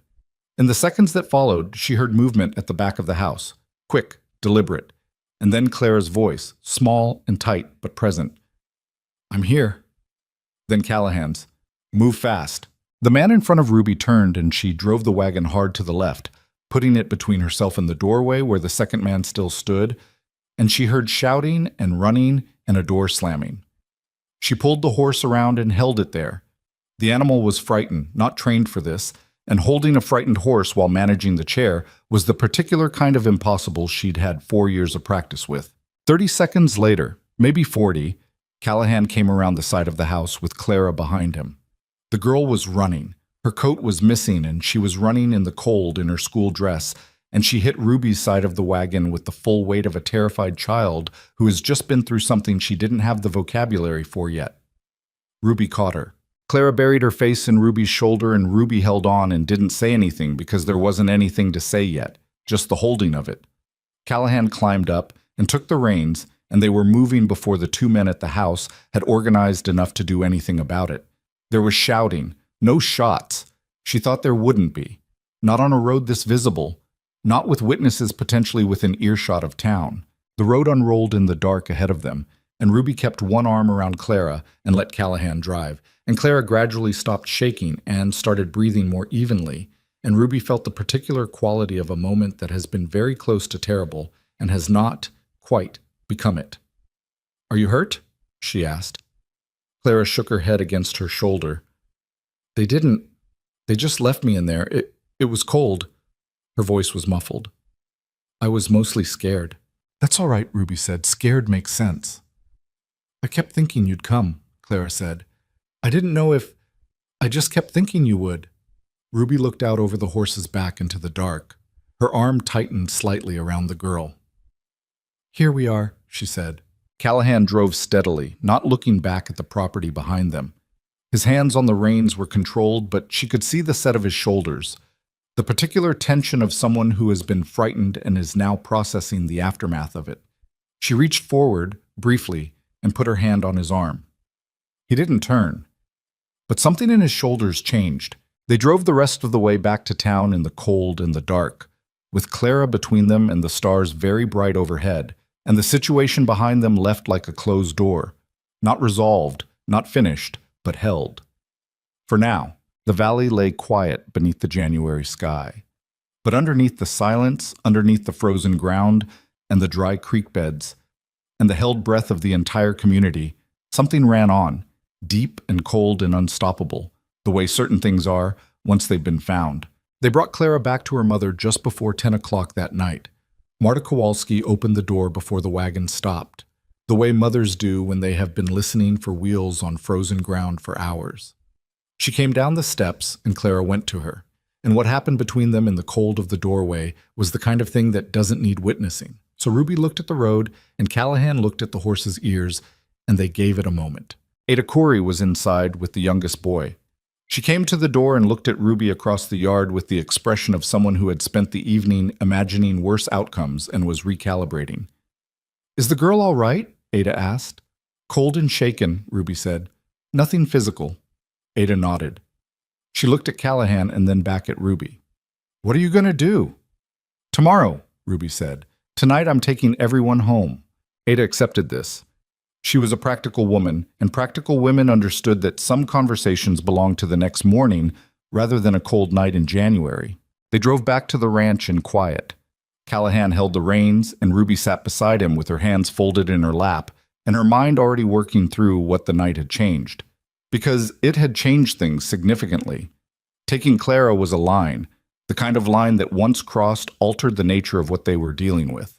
Before tonight, the investors had been operating through pressure and legal maneuvering and the quiet erosion of financial stability. What had happened at the Henderson property was different. It was the behavior of people who had decided that the situation required a different approach, and that judgment told her something about where they believed things stood. They thought she was close to breaking. She was not close to breaking, but she understood now that the timeline she'd been working with, the patient accumulation of evidence, the wait for federal response, the careful community organizing, that timeline had just been compressed into something considerably shorter. "They won't wait anymore," she said. "No," Callahan agreed. "After tonight, they know we're not going to sell, and they know we'll come for anyone they threaten." She looked at the dark road ahead. "Which means they have to decide whether to escalate or retreat." "They won't retreat," he said. "There's too much money behind this." "I know." She was quiet for a moment. "So we need Hargrove. Now. Not when he's ready. Now." Callahan was quiet for a long beat. "I'll send a rider tonight. Not a letter. A rider." "Who?" "There's a man in Marsden I trust. He's made the capital run in 3 days before when it needed doing." 3 days there, 3 days back if Hargrove moves immediately. Ruby calculated. "A week, best case." Yes. A week was both a long time and not very long at all, depending on what happened inside it. She didn't sleep much. She lay in the dark and listened to the house and thought about the papers from her father's workshop. The ones still spread across the kitchen table. The ones she hadn't finished examining because the evening had taken over before she could. Specifically, she thought about Pike's descriptions of the secondary geological formations, the places outside their property boundary where the water system rose close to the surface. She'd set that idea aside when the situation with Clara had pulled everything else out of focus, but now, in the particular clarity that comes from being awake at 3 in the morning, she turned it over again. If there were secondary access points, the investors' strategy collapsed. Their entire approach rested on the assumption that her property was the critical node in the system, that controlling it meant controlling everything. If that assumption was wrong, then the mountain of money and pressure and legal maneuvering they'd built on top of it was built on wrong ground. But knowing the secondary formations existed and being able to prove it were different problems. Pike had described them in surveyor's language that she could follow partially, but not completely. To verify them, to translate them into something that would hold up in a legal or governmental context, she needed someone with Pike's expertise. She sat up at 4 in the morning, put on her lamp, and went back to the kitchen table. She read Pike's letters again, slowly this time, with a pencil in her hand. She marked every passage that described a secondary formation. There were 6 distinct references. and tried to plot them against the valley map. Her cartography was approximate. She was working from written descriptions and her own knowledge of the land, and the results were imprecise. But 2 of the 6 locations she could place with reasonable confidence. One of them was on Orson Flat's property. She sat with that for a while. Then she put on her coat and made coffee and waited for morning. Callahan came down at 6, which was earlier than she'd expected. He stopped in the kitchen doorway and looked at the lamp and the papers and the coffee pot and her sitting there and said nothing for a moment. "You've been up," he said. "I had something to work out." She poured him a cup and pushed it across the table. "Sit down." He sat. She showed him what she'd worked out, the marked passages, the rough plotting, the 2 locations she could identify with some confidence. He studied the map. "Flat's property." "Yes." "Does he know?" "I don't think so. My father didn't share what he knew with anyone, from what the letters suggest. Pike certainly didn't." She looked at the map. "But it's on his land, which means the second access point belongs to Orson, legally, and he doesn't know it exists." Callahan drank his coffee. "If we tell him, and he doesn't believe us, he'll believe us if we show him." She tapped the papers. Pike's technical descriptions are detailed enough to verify with basic surveying equipment. Not the underground extent, but the surface indicators, the way the ground holds moisture in dry weather, the particular plant growth that happens above aquifer formations. He looked at her. "How do you know that?" "I read Pike's first letter very carefully last night," she said. "He explains it because he's writing to a layman." Callahan was quiet, looking at the map. She watched him put it together. Not just the immediate practical value of a second access point, but the larger implications. If they could document the secondary formation on Flat's property before the investors moved again, they had something to bring to Hargrove that went beyond the fraud case. They had a complete geological picture that undermined the investors' legal standing entirely.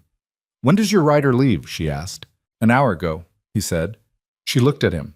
"You sent him last night." "When you said now, I assumed you meant now." She looked at her coffee. Something shifted in her chest. Small, quiet, the recalibration of a prior estimate. "All right," she said.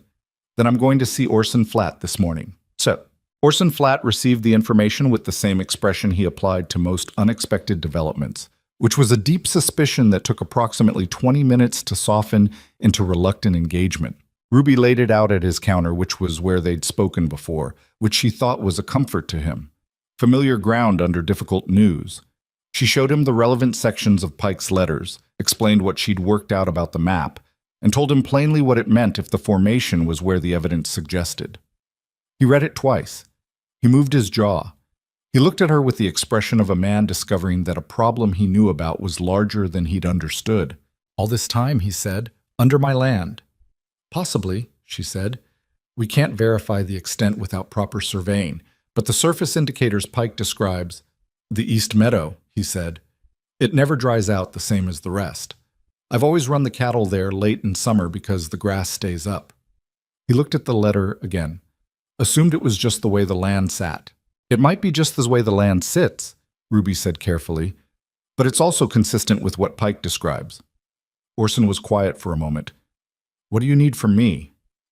"Your permission to document what's on your property, in writing, today, if possible." She held his gaze. "And your testimony about the pressure you received as part of a package going to federal investigators." "How soon?" "As soon as we can get it together. We have a week at most before whatever's coming next." He looked at her with the complicated expression she'd seen before. The one that was skepticism and something older and harder behind it. The look of a man who had been waiting for someone to give him a reason to be angry about the right things. "Bring what you need," he said. "Come this afternoon." "What?" The documentation took 2 days. Ruby and Callahan went to Flat's East Meadow with measuring equipment borrowed from the freight office and Pike's technical descriptions translated into practical observations. The ground was frozen, which complicated things, but the surface indicators Pike had written about were there. The particular quality of the frost pattern, the way the ground held differently under pressure in specific spots, the stands of willow along the eastern edge that had no surface water source to explain them. She documented everything in writing. Callahan sketched the terrain measurements. They took statements from Orson about the meadow's historical behavior during drought years and compared them against Pike's predictions for a secondary formation in that location. It was not, Ruby knew, a geological survey. It wasn't what Pike had done, and a proper surveyor would need to confirm their findings before they'd hold full legal weight. But it was evidence, the careful accumulation of observable facts that pointed consistently in one direction, and in the absence of a trained surveyor, it was the best they had. On the evening of the second day, she sat at the kitchen table assembling the full package, everything they'd gathered since December, now with the secondary formation documentation added, and felt the weight of it. Not satisfaction exactly, more the feeling of having carried something a long distance and being able to set it down briefly before picking it up again. Callahan came in from checking the horses and stood in the kitchen doorway looking at the assembled papers. "How much?" he asked. "Enough," she said. "I think enough." He came to the table and looked through the assembly. She watched him read, the careful, page-by-page attention he gave to anything important. "There's a gap," he said. "I know. The legal connection between the law firm and the investment group. We have the circumstantial link, your father's letter, the timing, but not a direct document. Hargrove will have to close that gap himself," she said. "We can give him everything else." Callahan set the papers down. "He may not have enough to move without it." "He may not," she agreed. She looked at the table. "But we can't manufacture what we don't have." He was quiet. "I've been thinking," she said, "about what you told me in the beginning, about your family's ranch." He looked at her. "You said you believed the same group was connected to what happened to your family. Do you have anything specific that ties them to it?" He was still for a long moment, long enough that she could see the thing he was weighing, whether to give her something he'd kept back, the old habit of portion control operating even now. "Callahan," she said, "we've been over this." "I have one document," he said, "a bill of sale for my father's property. The buyer was a holding company. The holding company has the same registered agent as one of the shell companies in the Kansas City group." He paused. "I've been saving it." She looked at him. "For what?" He looked at his hands. "Leverage," he said. "If Hargrove didn't move or moved the wrong way, something to use separately." "Separately," she said, "as in, for your own purposes." "Yes." She let that sit. He didn't avoid her eyes, which she gave him credit for. "Rhett." She used his first name. She didn't do it often, and it changed something in the air when she did. "We've been building one case, one complete case. If you've been holding a piece of it aside for your own use, I know." He said it flatly, without excuse. "I know. Get the document." He got up and went to his room and came back with it and set it on the table. She read it. The registered agent connection was exactly as he described. Not a smoking gun by itself, but as the last link in the chain of evidence they'd assembled, it was the piece that turned circumstantial into credible. She added it to the package. "Thank you," she said. He sat back down across from her. "I should have given it earlier." "Yes," she said. "You should have." She straightened the papers. "Why did you tell me now?" He looked at the table. "Because I've been watching you build this thing," he said, "carefully, with everything you have, and I kept thinking, the reason I've been holding that document back is the same reason I didn't tell you the full truth when I came to your schoolhouse in November." He looked up at her. "And I'm tired of it being the same reason." She looked at him. "What is the reason?" He was quiet for a moment. "That if I give everything to something and it doesn't work, I've lost everything. And if I keep something back, at least there's—" He paused. "At least there's something." The kitchen was quiet. Outside, the wind had come up again, the reliable January wind that found every gap in the walls. "I know that feeling," she said. He looked at her with something careful and open in his expression. "But you can't build anything real that way," she said. "I know. I spent 3 years building a life on my own out of what I could keep back and keep safe, and it was a reasonable life, and it was also not quite enough." She looked at the papers between them. "This is more than either of us had alone." He didn't say anything. She hadn't expected him to. He was a man who processed things slowly and then moved on them decisively, which was different from the men who talked quickly and then did nothing. She gathered the package and tied it with the cord she kept in the desk drawer.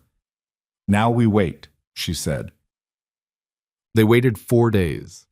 The writer came back on the 5th morning with a letter from Hargrove, Short, terse, the kind of letter written by a man who has read something alarming and is being careful about what he commits to paper. He was moving. He would be in Red Hollow within 4 days with a federal marshal and 2 additional agents. He needed Ruby and Callahan to hold the property and not do anything that would compromise the legal standing of the case. He wrote, "I understand there may have been an incident involving a minor. Document everything. Touch nothing." Ruby read the letter twice and then set it down and sat with the particular feeling of a course of action that has been taken, a wheel that has started turning and won't stop now. 4 days, she said. 4 days, Callahan agreed. He was looking at her with an expression she'd come to recognize as his version of something he didn't have a word for. The look that arrived when he was watching her think through something and had decided to let the thinking happen. "They'll know we sent for someone," she said. "Dalton came here because they're watching. The rider leaving in the middle of the night. They may have missed it, but probably not." "Probably not," he agreed. "So they have 4 days to make a move before federal agents arrive." She looked at the letter. "And they know that we know it." "Yes." "Which means the 4 days are the dangerous ones." He said nothing because it was true, and saying it aloud again served no purpose. The following morning, Ruby went to school. She wasn't sure she should. Callahan had said, without quite saying it, that he'd feel better if she stayed at the ranch. But she had 12 children in that classroom who were already frightened and whose families were frightened, and she was not going to let fear hollow out the ordinary structure of things any more than it already had. Tommy Hatch needed to finish long division.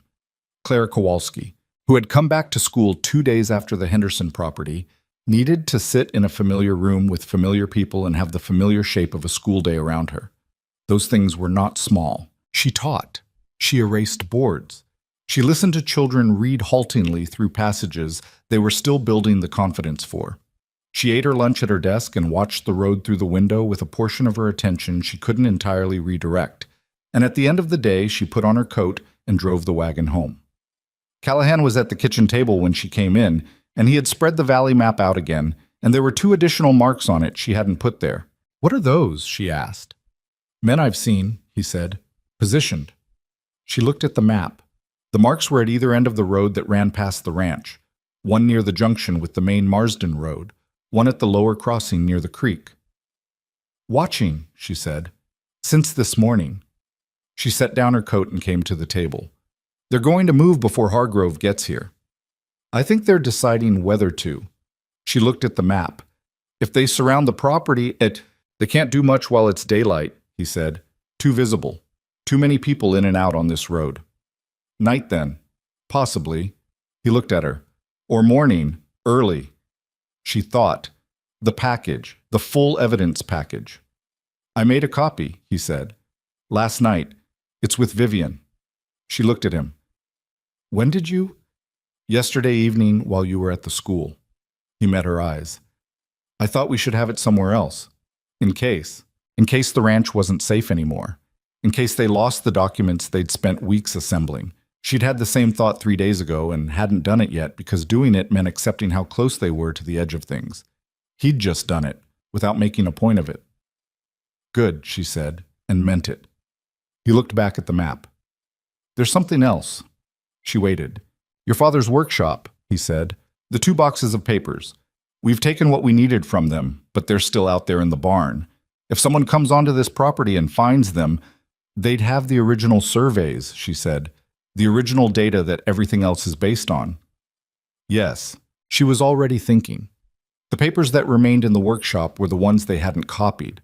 The raw survey notes, the earliest measurements, the physical record of her father's 12 years of quiet knowledge. Losing them wouldn't destroy the case they'd built, but it would weaken it. "Bring them inside tonight," she said. He nodded. "And the spring," she said. "If they want to demonstrate that it can be controlled, that whoever holds this land controls the water, they might try to interfere with it, block it, divert it, something that makes the point before Hargrove arrives." "How do you block a spring?" "You don't have to block it completely," she said. "You just have to create a visible interference, a reason to dispute the water rights claim in the documentation. Make it look like the water supply is already compromised and under dispute." He looked at her. That's more sophisticated than taking a child. Different people making different decisions, she said. Dalton's not the only one they have. She thought about the map, the marked positions, the timing. 4 days. 2 men on the road. A decision being made somewhere, in a Kansas City office, through letters and telegrams she'd never see, about how far to go. If they come tonight, she said, what do we have? Callahan was quiet for a moment. It was the honest kind of quiet, not evasion. The rifle. Orson has a shotgun, and he's 2 miles out, which is too far for tonight. Ada Corey is closer, but I wouldn't ask her to. She'd come if I asked, Ruby said. I know. He looked at her. But I don't want more people in the way of this than necessary. She looked at him. You mean you don't want people hurt because of our situation? Yes. She thought about that. About the line between protecting people and accepting that some fights couldn't be fought alone. Vivian, she said, she has the copy of the package. She also has a 12-gauge her second husband left her, and she knows how to use it. You want Vivian Marsh in a standoff? Vivian Marsh in a standoff, Ruby said, is considerably more useful than you might think. He looked at her for a moment and then looked away, and she thought she saw something at the edge of his expression that was almost briefly a smile. All right, he said. I'll go talk to her. Tell her to come after dark. Come through the pasture, not the road. He stood and got his coat. At the door he paused, and she thought, of course, because everyone paused at doors in difficult moments, it was what people did. Ruby, he said. She looked at him. Whatever happens over the next few days, he stopped, started again. I want you to know that what I said in the beginning about why I came here, the practical reasons, they're still true, but they're not the whole of it anymore. She looked at him steadily. I know, she said. He held her gaze. That's all. I know, she said again in the same tone. He left. She sat for a moment with the map and the 2 small marks that meant men watching her road. Then she got her coat and went out to the barn to collect her father's papers. The barn at dusk held the smell of hay and horses and cold wood that she'd known her entire life. She went to the workshop and lifted both boxes and balanced them across her lap and navigated back through the barn door with the particular geometry that narrow doors and a loaded wheelchair required. And she was halfway across the yard when she heard the horse. Not her horse. She knew that animal's movement. This was from the road, and it wasn't the ordinary sound of someone passing. She stopped, listened. 2 horses, she thought, coming slowly. She got inside the house with the boxes and pushed the door closed with her shoulder and set the boxes on the floor and went to the front window and looked out. The road was empty. The dusk had thickened to the point where the tree line at the edge of the pasture was a dark shape rather than individual trees. Nothing. Then one of the horses moved again, farther south than she'd placed it, and she understood they were off the road now, in the pasture, moving without lights. She made a decision in approximately 3 seconds. She went to her bedroom and took the small pistol from the drawer. It had been her father's, a .32 caliber revolver that she'd fired enough times to be competent with, which was different from being good, but was what she had. She checked it and put it in her coat pocket. Then she went to the kitchen and moved the 2 boxes to the bottom shelf of the pantry behind the dry goods, where they would require some looking to find. Then she lit every lamp in the house, not as an alarm signal, just light. The deliberate, defiant presence of someone who is home and awake and not hiding. She sat at the kitchen table with her hands flat on the surface and listened. They came through the backyard first. She heard the fence gate. It squeaked. She'd always meant to fix it. And then footsteps on the frozen ground, deliberate but not particularly careful, people who expected an empty property or close to it. She stayed where she was. The back door handle moved. It's locked, she said, at a normal conversational volume, loud enough to be heard through the door without shouting. Silence on the other side. This is private property, she said. You're trespassing. She kept her hand in her coat pocket. I'd suggest you think carefully about what you do next. A pause, then a voice she didn't recognize. Mrs. Callahan, we're just looking to talk. I'm aware that people who want to talk generally knock at the front door during daylight hours, she said. So I'll give you the opportunity to explain yourself from outside, or you can try to open that door and discover that I'm considerably less frightened than you're counting on. Another pause. Longer this time. She heard them consulting. Low voices, two of them, the edge of something that might have been uncertainty. She kept her hand in her pocket and breathed slowly and thought about the fact that Callahan was on his way back from Vivian's and would be coming up the pasture road, and that the men in her backyard were between him and the house, and that this situation had approximately 4 different ways it could go, and she needed to be present for all of them. "You have documents," the first voice said. "We'd like them." "I don't have anything that belongs to you," she said. "That's a matter of perspective." "Most things are," she agreed. "Still no." The handle moved again, harder this time, and the door shook in its frame. She stood, not because standing was faster than moving the chair, it wasn't, but because the particular position of the door required it, and put herself beside the wall next to the door frame. The lock held. It was a good lock, an old iron mechanism her father had installed because he'd believed in solid locks the way other people believed in other things. "There are federal investigators arriving in 3 days," she said through the door. "Everything you want to find here is already duplicated and in their hands." This was not precisely true yet, but was close enough to the truth that she didn't feel the wrongness of it. "Breaking down my door accomplishes nothing except adding to the case against the people who sent you." Silence. She counted seconds. Got to 12 before she heard them moving. Not toward the door this time. Away. The fence gate squeaked again. She let out a breath and stayed where she was for a long moment. Her hand in her pocket was steady. She was mildly surprised by that. The front door opened 20 minutes later, and Callahan came in with Vivian Marsh behind him. They both stopped when they saw her standing against the kitchen wall. "There were 2 of them," she said. "They came for the documents. I told them what I told you. The copies were already with the investigators. And they left." Callahan looked at her. "You were here alone." "Yes." "Are you—" "I'm fine," she said. She sat back down in the chair. "They didn't want a confrontation. They wanted documents, and when I told them the documents were already distributed, they made a practical decision." She looked at him. "Which tells me they're not quite desperate yet. Desperate people don't make practical decisions." Vivian set a covered dish she'd apparently brought from the boarding house on the table and started removing her coat. "Then we eat while we can," she said, with the matter-of-fact authority of someone who had lived long enough to know that food and sleep were the first casualties of sustained crisis and needed defending. "And someone tells me exactly what's going on, because I've been getting pieces of it for 2 months and I want the whole thing." Ruby looked at Callahan.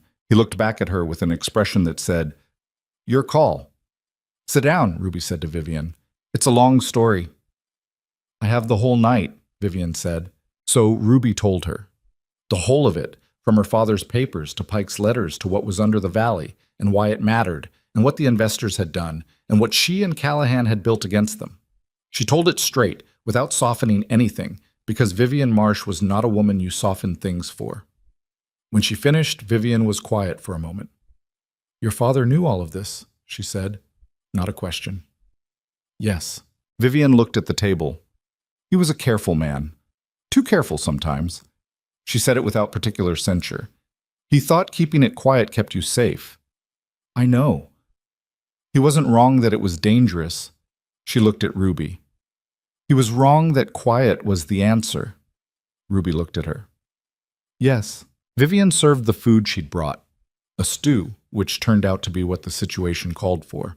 And they ate at the kitchen table, the 3 of them, while the January dark pressed against the windows and the spring ran on in the pasture, and somewhere under everything the water moved in the dark along its old paths, indifferent to the trouble at the surface, present as it had always been. She thought about her father, sitting at this same table, in the same kitchen. She thought about him making the choice to go quiet and stay quiet and hope that the problem would eventually find a different direction. She understood it. She even felt a kind of tenderness toward it. But she was done being quiet. 3 more days, and Hargrove would arrive, and whatever came from that arrival, whatever it broke open or settled or made complicated in new ways, would be the next thing to deal with. She was not afraid of the next thing. She had discovered over these past months that she was better at the next thing than she'd known.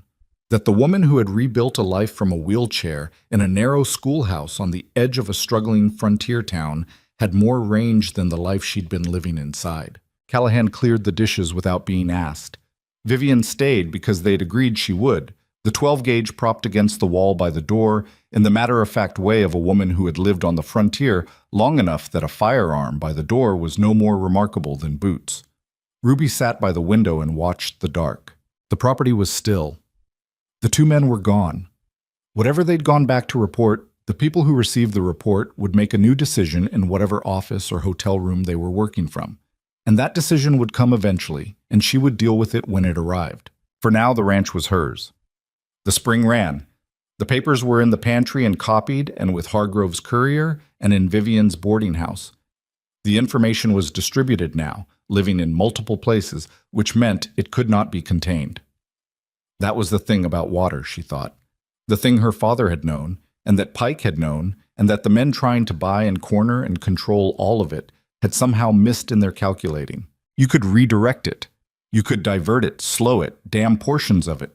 But you could not stop it from eventually finding the low ground, from eventually going where it was going to go. She sat by the window and waited for morning. Hargrove arrived on the third day, as promised, which Ruby had not entirely believed would happen until she saw the horses coming up the Marsden Road in the mid-morning light. There were 4 of them. Hargrove himself she recognized from Callahan's description. A compact, deliberate man in his 50s with a gray beard trimmed close, and the particular bearing of someone who had spent decades doing difficult work in difficult places and had stopped being surprised by most of it. Beside him rode a federal marshal named Cross, younger by 20 years, broad through the chest, with the watchful stillness of a man trained to read rooms before entering them. The other 2 were agents whose names she learned later, Price and Nolan, and who said very little and observed a great deal. They came into the house and Ruby laid the full evidence package on the kitchen table, and Hargrove read it, all of it, without speaking, while the rest of them stood or sat in various arrangements around the room. Callahan stood near the window. Vivian, who had stayed the night and the following day and seemed to have decided that she would stay until this was finished, sat in the corner chair with the composure of someone attending a business meeting she'd called herself. It took Hargrove 40 minutes. He read slowly. He reread portions. He held certain pages up to the light in a way that suggested he was looking for something specific. When he finished, he set the papers down and looked at Ruby. "The registered agent connection," he said. "This is your husband's document?" "Yes," Callahan said from the window. "How did you obtain the bill of sale?" "My father kept everything," Callahan said. "When the ranch was sold, he wrote down every name on every document. It was in his papers when he died." Hargrove looked at him steadily. "And you've been carrying this for how long?" 4 years? A pause. "You should have come to us 4 years ago." "I know," Callahan said. There was no defense in his voice, just the plain acknowledgement of a man who had made a decision he'd since reconsidered. Hargrove looked back at the papers. "The secondary formation documentation. This is your own survey?" "Observation and measurement," Ruby said. "Not a professional survey. We didn't have access to one." "It's consistent with the Pike letters," Hargrove said, half to himself. He tapped the geological descriptions. "We have a surveyor in the capital who's been trying to track Pike's work for 6 years. We lost contact with Pike in 7 years ago," Ruby said. "His last letter to my father was 8 years ago." Hargrove looked at her. "You know what that likely means." "Yes," she said. She'd had time to arrive at that conclusion and to sit with it. Aldous Pike had sent a frightened letter and then disappeared, and the most honest accounting of what that meant was not a comfortable one. "He tried to protect my father. He paid for it." Hargrove was quiet for a moment. "His work is in this documentation. What you've put together here," he gestured at the table, "finishes what he started." He looked at her directly. "That matters." She said nothing. She hadn't done it for Pike. She'd done it for herself and for her neighbors, and for 12 children who needed to be able to walk to school without their families being afraid. But she understood what Hargrove was saying, and she let it stand. "What do you need from us now?" Callahan asked. "For the moment, stay on this property. Do not engage with anyone connected to the investment group." Hargrove stood. "We moved today. There are men watching your road. We observed 2 on the way in." "I know," Ruby said. "They've been there since day before yesterday." Hargrove looked at her with a slight adjustment in his expression. The recalibration of a man who had come expecting a situation and was finding it somewhat different from what he'd prepared for. "You've been managing this for months." "Trying to," she said. You've done more than try. He gathered the papers carefully. I'll need to take these. The copies are at Vivian Marsh's boarding house, Ruby said. And I kept a third set. You can have the originals. Hargrove looked at her for a moment. Then, who taught you to do that? My father taught me that important things should exist in more than one place, she said. He just didn't apply the lesson to the right things. What happened over the following 2 days was not the dramatic confrontation that Ruby had been, in some portion of her mind, half preparing for. It was paperwork. Hargrove and his agents worked with the particular efficiency of people who had done this before. Not this specific situation, but situations of this shape. They had warrants from the territorial court. They served them quietly, without spectacle, to the law firm's local representative in Marsden, and to 2 men in Red Hollow who turned out to have been acting as agents of the investment group without the full understanding of what they were involved in. The men on the road disappeared overnight. Ruby assumed Hargrove had something to do with that, though she didn't ask for specifics. Dalton was taken into custody in Marsden on the second morning. Ruby heard this from Hargrove himself, who rode out to the ranch to tell her, which she thought was a courtesy he didn't strictly need to extend. He's cooperating, Hargrove said, which is useful. How useful? Callahan asked. Useful enough that what we have becomes significantly more than enough. Hargrove looked at them both. The men who came to your property the other night, we have their names. The Henderson incident with the child, documented and in the record. His expression was level. These are not people who are going to walk away from this. Ruby thought about the man with the scar on his hand, standing in her schoolhouse with his pleasant expression, explaining that her situation was complicated. She thought about the families who had left the valley, the 2 who had sold their properties in the night under circumstances that would need to be examined. She thought about Pike and what had likely happened to him 7 years ago in the dark of a frontier territory where an inconvenient man could simply stop existing. The families who sold under pressure, she said, the Hendersons and the others. What happens to them? Hargrove was quiet for a moment. That's a civil matter, complicated. The transactions were signed. The legal argument is duress, which is provable in some cases and not others. He looked at her carefully. I want to be honest with you. Not everything gets undone. She looked at him. I know. She had known that. Some losses didn't reverse. Some people left a valley and built a life somewhere else, and the old one closed behind them. But the record is there. What was done to them is in the record. Yes, Hargrove said.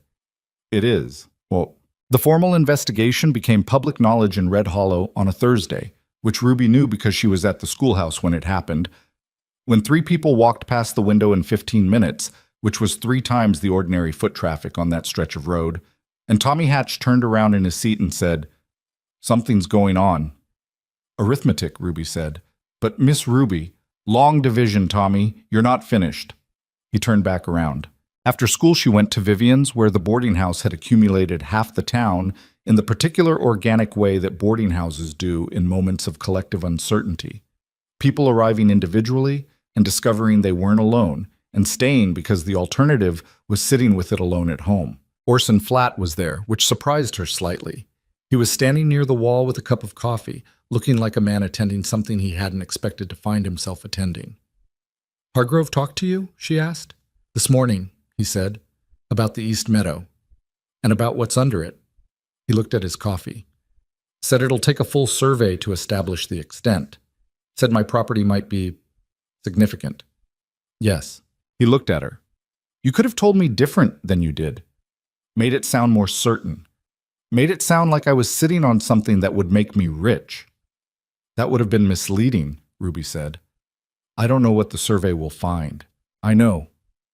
He looked around the room, at the people who had gathered in Vivian's front room, the neighbors he'd known for years, some of whom had stayed and some of whom had been frightened away. You did this for the whole valley, not just your 40 acres. I did it for my 40 acres too, she said. I want to be honest about that. He gave a short sound that wasn't quite a laugh. At least that's true. Ada Corey arrived 20 minutes later and found Ruby and told her that the federal agents had identified 2 additional properties where the investors' agents had made fraudulent claims, representations to the property owners about water rights and land values that weren't accurate and had formed the basis of the sale agreements. That might mean the sales can be challenged, Ada said. Hargrove said it's complicated, Ruby told her. Everything's complicated, Ada said. Doesn't mean it doesn't get done. It took 3 more weeks for the full picture to emerge. The investment group, which turned out to be a consortium of 6 separate entities, some legitimate and some not, spread across Kansas City, Denver, and the territorial capital, was formally under federal investigation for land fraud, extortion, and coercive business practices. The warrants covered not just what had happened in Red Hollow, but a pattern of similar operations across 4 other territories that Hargrove's office had been building cases against for 2 years. The Red Hollow situation, with its combination of geological evidence and documented community impact, became the clearest example in a much larger case. The men who had come to the Henderson property were charged.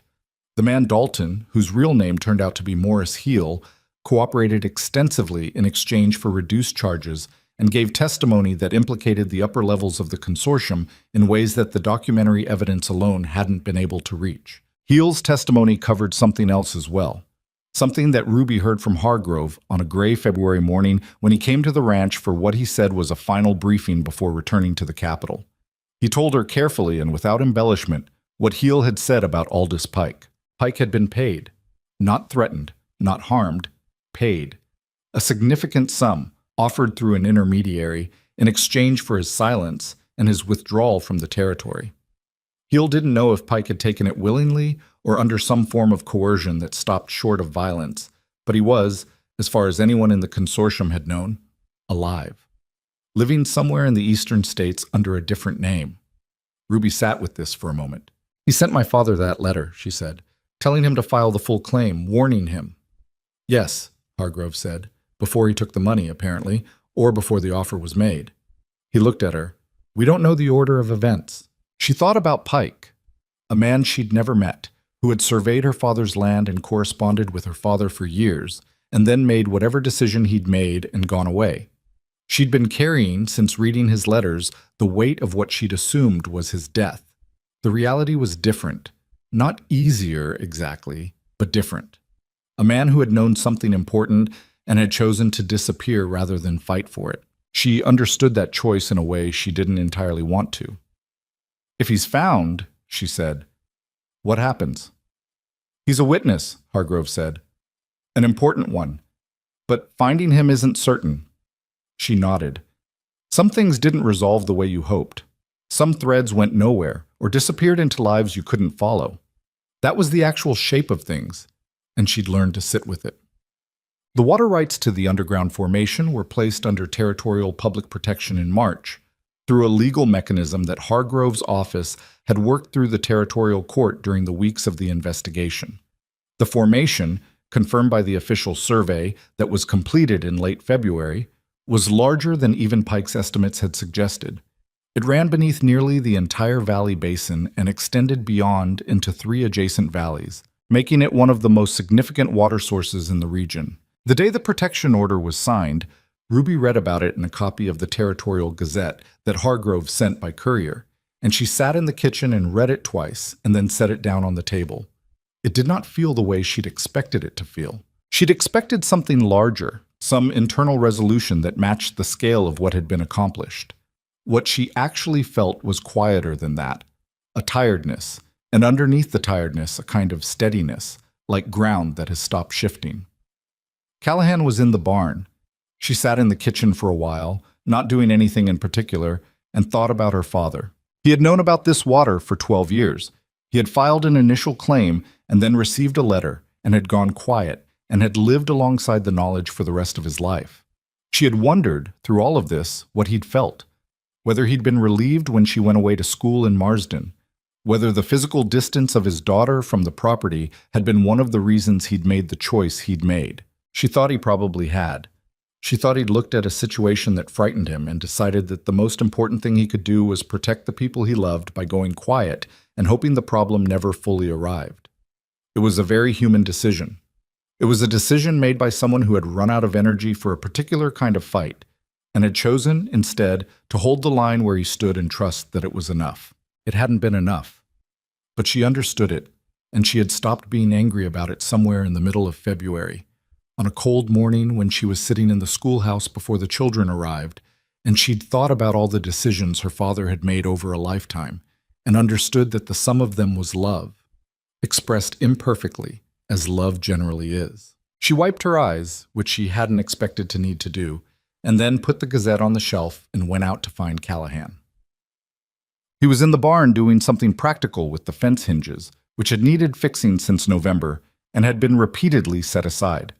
He heard her come in and looked up. She handed him the Gazette. He read the relevant section, set it on the workbench. "It's done," she said. "Most of it," he said. She looked at him. "What's left?" He looked at the workbench.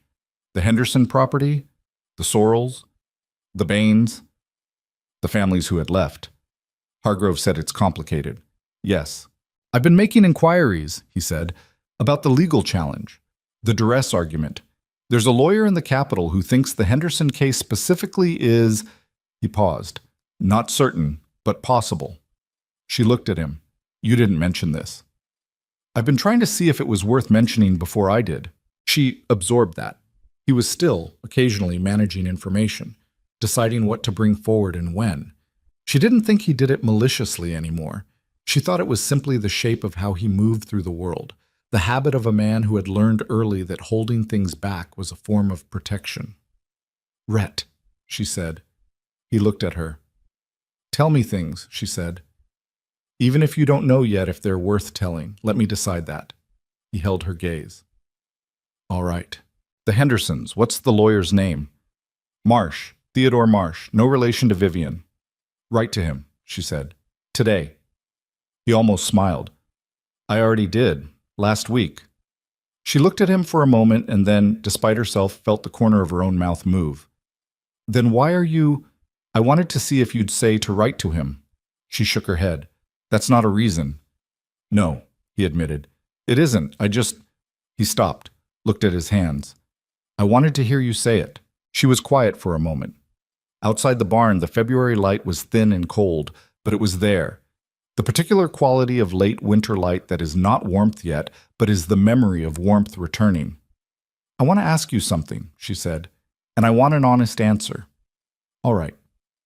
When this is finished, when Hargrove's case concludes and the protection order holds and whatever can be done for the families gets done, what do you want?" He was quiet for a longer moment than she expected. She watched him take the question seriously, which was what she wanted. "I want to stay," he said. "Here, in this valley." He looked at her directly. "I want to see what happens when a place has the chance to become what it could be, instead of what other people decided it should be." "That's a general answer," she said. "I know." He held her gaze. "I want to stay with you, specifically." He said it plainly, without dress-up. "Not because of the land or the water rights, or because it's complicated to leave. Because of you, specifically." She looked at him. He was not a smooth man. That was, she had come to understand, one of the things she trusted about him. He said things the way they were, and he looked at you while he said them, and he didn't ornament them with the kind of language that could mean multiple things. When he said specifically, he meant it precisely. "We'd have to renegotiate the terms of the arrangement," she said. "I know. The original arrangement was practical. If you're proposing something else, it should be clear what you're proposing."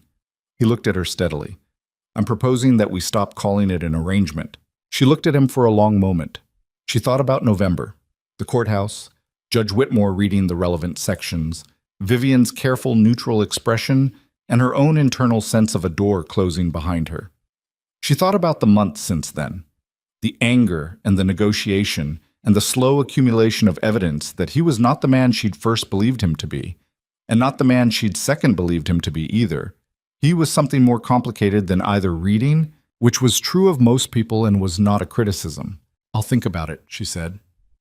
He nodded, not disappointed. Or if he was, he put it somewhere private.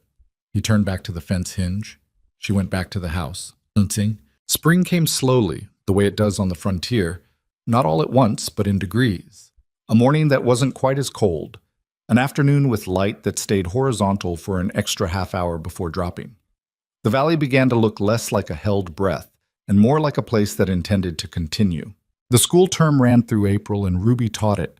She had been teaching through all of it, through the investigation and the federal agents and the nights she'd spent watching the dark for people who didn't want her to hold what was hers.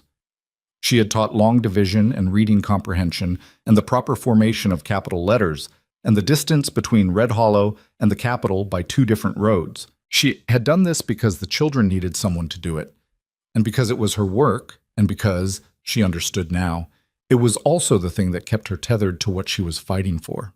It was easy to fight for property, for water rights, for legal standing, for the abstract concept of fairness in a territory that sometimes had a loose relationship with the concept. It was considerably more grounding to fight for a specific 11-year-old girl who had spent a night in a cold storage building and had come back to school 2 days later because Ruby had said she should, and she trusted Ruby. To fight for Tommy Hatch's long division and the specific future that education opened for children who came from hard places. That was the actual thing, not the water, not the land, not even the legacy of her father's careful knowledge. The actual thing was what the water made possible. The people who could live here because the land was viable. The children who would grow up in this valley if it was not carved up and sold to people who would use it to make other people poor. She had known this abstractly since the beginning. She had understood it completely somewhere around the 3rd week of February, sitting in the schoolhouse before the children arrived, thinking about her father. The Henderson family came back in April. They came without announcement. Ruby saw the wagon going north on the road and didn't recognize it until she was close enough to see Ezra Henderson's face under the hat brim. She pulled her wagon alongside. "Ezra," she said. He looked at her with the expression of a man who has been away and returned and is still determining whether the return was the right decision. "Miss Ruby." He'd been calling her that since she taught his eldest 8 years ago. "You're going back to the property." "Trying to," he said. "Lawyer in the capital said the sale might be set aside. Something about how we were pressured into it." He looked at his hands on the reins. "Don't know yet, but we came back to see." His wife was beside him in the wagon. She looked at Ruby with an expression that was tired and careful and something else underneath. The particular look of a woman who has been away from her home and has decided to find out if it's still hers. "The valley's changed some," Ruby said, "but it's still here." Mrs. Henderson looked at her. "Are you the one who—" She stopped. "People told us. What happened? What you and your husband did."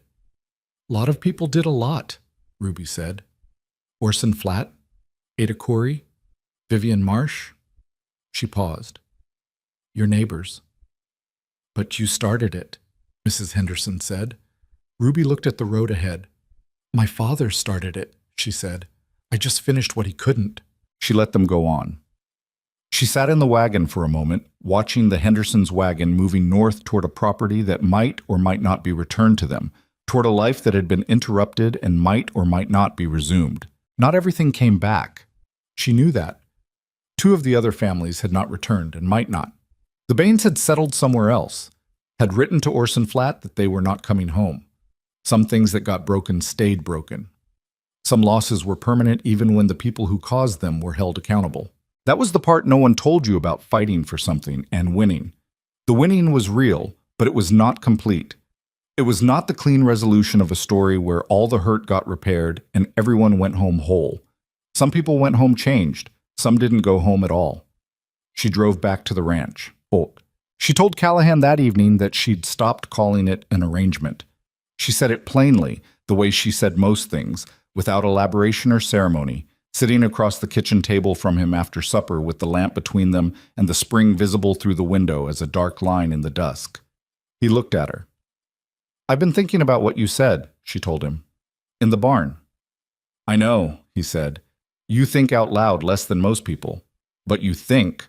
You said you wanted to stay specifically." "Yes." "I want you to stay," she said. "Specifically." She held his gaze. "Not because it's complicated to restructure the legal arrangement, though it is. Not because you've been useful, though you have, because you're a person I trust, and I don't trust people easily." He was quiet for a moment. "That took a while." "You earned it slowly," she said. "You made that harder than it needed to be." "I know." "Don't do it again." "I'm trying not to," he said. Not a promise, exactly. An intention, which, from a man like Callahan, she thought was worth more than a promise. It was honest about the difficulty of the thing, rather than pretending difficulty didn't exist. She looked at the window, at the spring in the dusk. "My father would have liked you eventually," she said. "He would have been suspicious of you first, but eventually." Callahan was quiet. She thought he was moved by this, though he didn't show it in ways that would be visible to most people. She had gotten, over these months, better at reading the small variations. "I would have liked him," he said. "From the letters. He was a careful man." "Too careful," she said. "Like someone else I know." He looked at her. The edge of something in his expression, not quite a smile, but the preparation for one. "I'm working on it," he said. Summer came, and with it the official conclusion of the federal case. The consortium was broken up across multiple charges in multiple jurisdictions. The principals, the men at the top of the structure who had never come near Red Hollow and had let other people take the risk of the dirty work, faced the most serious charges, and 2 of them were convicted in proceedings that drew attention from territorial newspapers and eventually from papers in Kansas City itself. Morris Heel, who had called himself Dalton, received a reduced sentence and disappeared back into whatever life he'd come from. Ruby didn't feel one way or another about that. He was a mechanism, not a principle, and spending energy on mechanisms seemed like a poor use of what she had. The Henderson property was formally restored to Ezra Henderson in June through the civil challenge that Theodore Marsh had filed on their behalf. The duress argument held because the documentation they'd gathered, the accounts from 11 families, the letters, the records of what had been done, made a clear record that the sale had been made under conditions that no reasonable court could call free choice. The Baines did not come back. Ruby thought about them sometimes, hoped they were all right, wherever they'd landed. The school grew, not immediately and not without difficulty, but over the following 2 years it grew. The valley's population stabilized and then began to increase. Cautiously, the way populations move into places that have recently had trouble, testing the ground. New families came from the east and north. The county, following the federal investigation and the water protection order, allocated additional funding for the Red Hollow School District. Ruby hired an assistant teacher in the fall, a young woman named Bessie Crane, who'd studied in the capital and who was good with younger children in a way that complemented Ruby's strengths with the older ones. She had not expected to be the kind of person who built things. She had expected for a long time to be the kind of person who held things, who maintained, who kept the line from moving backward. That was what the years after the accident had asked of her, and she'd gotten very good at it. Building was different. Building required a willingness to invest in things that might not work, to put resources and energy into futures that weren't guaranteed. It required, she thought, a certain comfort with not knowing exactly how things would turn out, a comfort she'd had to develop rather than discover, because it had not come naturally to a woman who had spent years making sure she had enough to survive the next unexpected thing. Callahan was a builder by inclination. She'd recognized that early, even when she was suspicious of his motives. He'd rebuilt the barn roof in his 2nd month at the ranch, not because it was failing, but because it was going to fail eventually, and he'd rather address it now. He'd started the conversation about the secondary geological formations before they had the resources to verify them. He thought forward, which she'd initially read as scheming and later understood was simply the habit of a mind that oriented toward what came next. They had fought about things over those 2 years, real fights with raised voices and slammed doors, and the particular grinding quality of disagreements between 2 strong-willed people who weren't willing to perform agreement they didn't feel. They fought about the barn expansion and about how much to charge Beaumont for the new lease terms, and once, badly, about a decision Callahan had made regarding the legal structure of the water rights documentation without telling her first until it was done. That fight had been the worst of the early ones.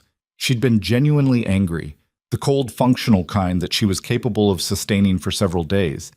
And he'd taken it without excuse because he'd known he was wrong. And the combination of her sustained anger and his lack of excuse had eventually forced them into the long conversation they'd been circling for months, about what they actually expected from each other, about what partnership meant to each of them, and where those definitions overlapped and where they didn't. It was not a comfortable conversation. It was necessary, and they'd had it, and the thing that came out the other side was sturdier than what had gone in. Not fixed. People didn't get fixed, Ruby had come to believe. They just got better calibrated, but sturdier. Vivian Marsh died in the autumn of the second year. She died the way she'd lived, on her own terms, in her own bed, with full knowledge of what was happening and the deliberate choice to not make a fuss about it. She'd been unwell through the summer and had told Ruby about it in July with the directness of someone reporting a weather forecast. She'd put her affairs in order, which in Vivian's case involved a detailed inventory of the boarding house contents and 3 separate conversations with 3 separate people about who should take what, and she'd spent her last lucid week sitting in the front room of the boarding house receiving anyone who came, which turned out to be most of the town. Ruby sat with her in the last week. They didn't talk a great deal. Vivian had gotten past the point where she needed to fill silence, which was one of the privileges of a long life honestly lived. On one of those afternoons, Vivian looked at Ruby and said, "You came out of it all right." "I'm trying," Ruby said. "No," Vivian said, with the particular impatience she reserved for false modesty. "You came out of it all right. You can say so." Ruby was quiet for a moment. "I'm different than I was." "Yes," Vivian said. "So?" She thought about what to say, about how to say what was true without making it sound tidier than it was. "I used to think that surviving something meant proving you were okay," she said, "that the point was to not be broken, to keep everything together and show that the thing that happened to you hadn't won." She looked at her hands.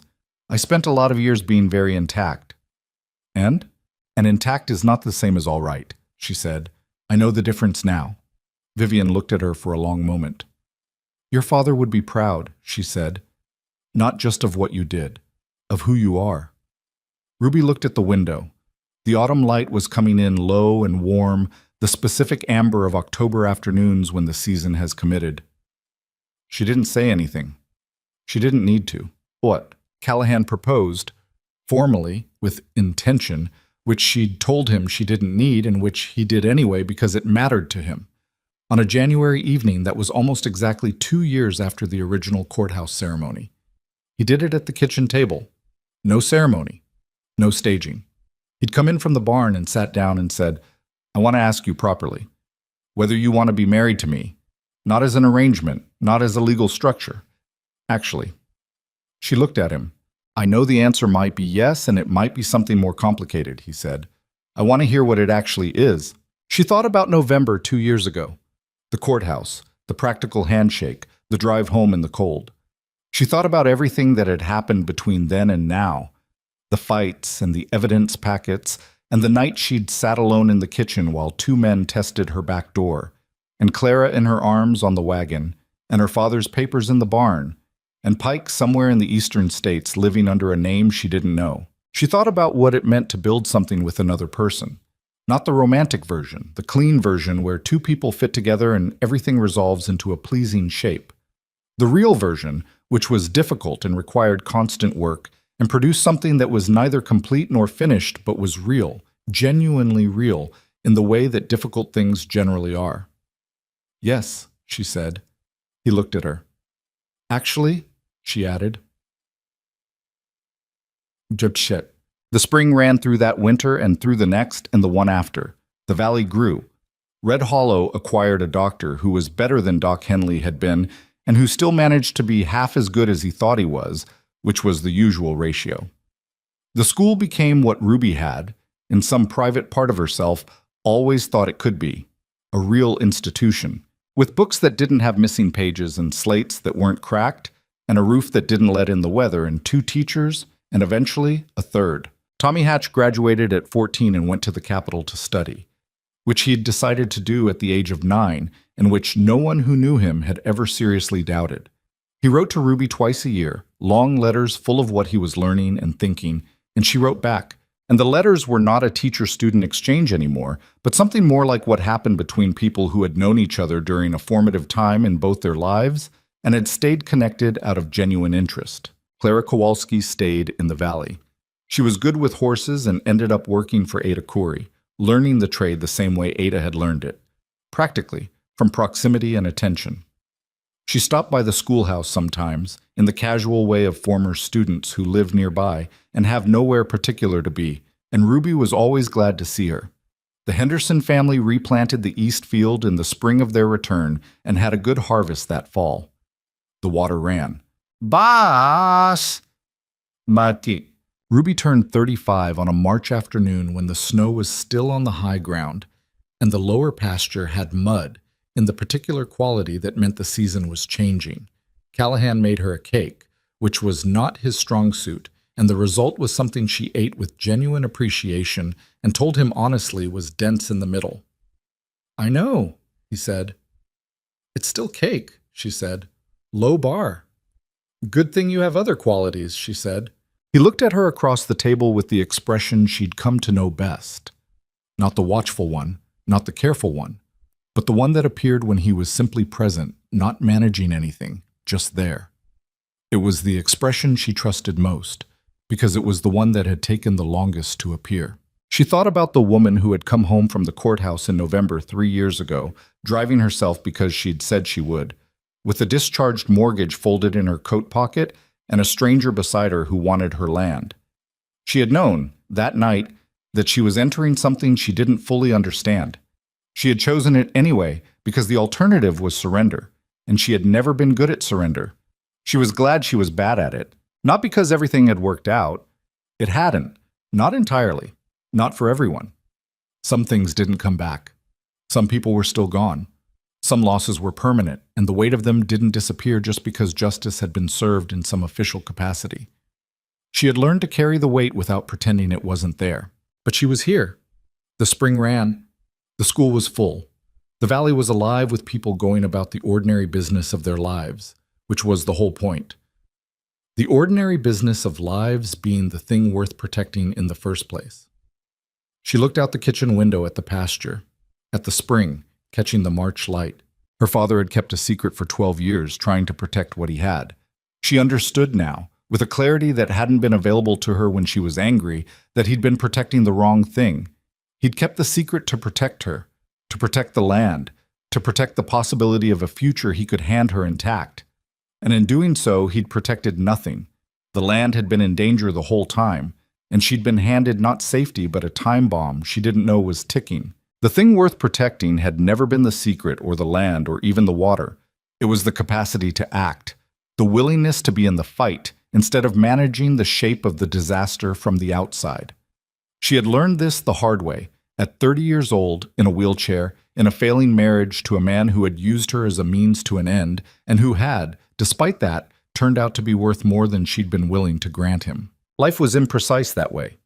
People were imprecise. Situations that began with dishonesty sometimes produced honesty. Men who came for the wrong reasons sometimes stayed for the right ones.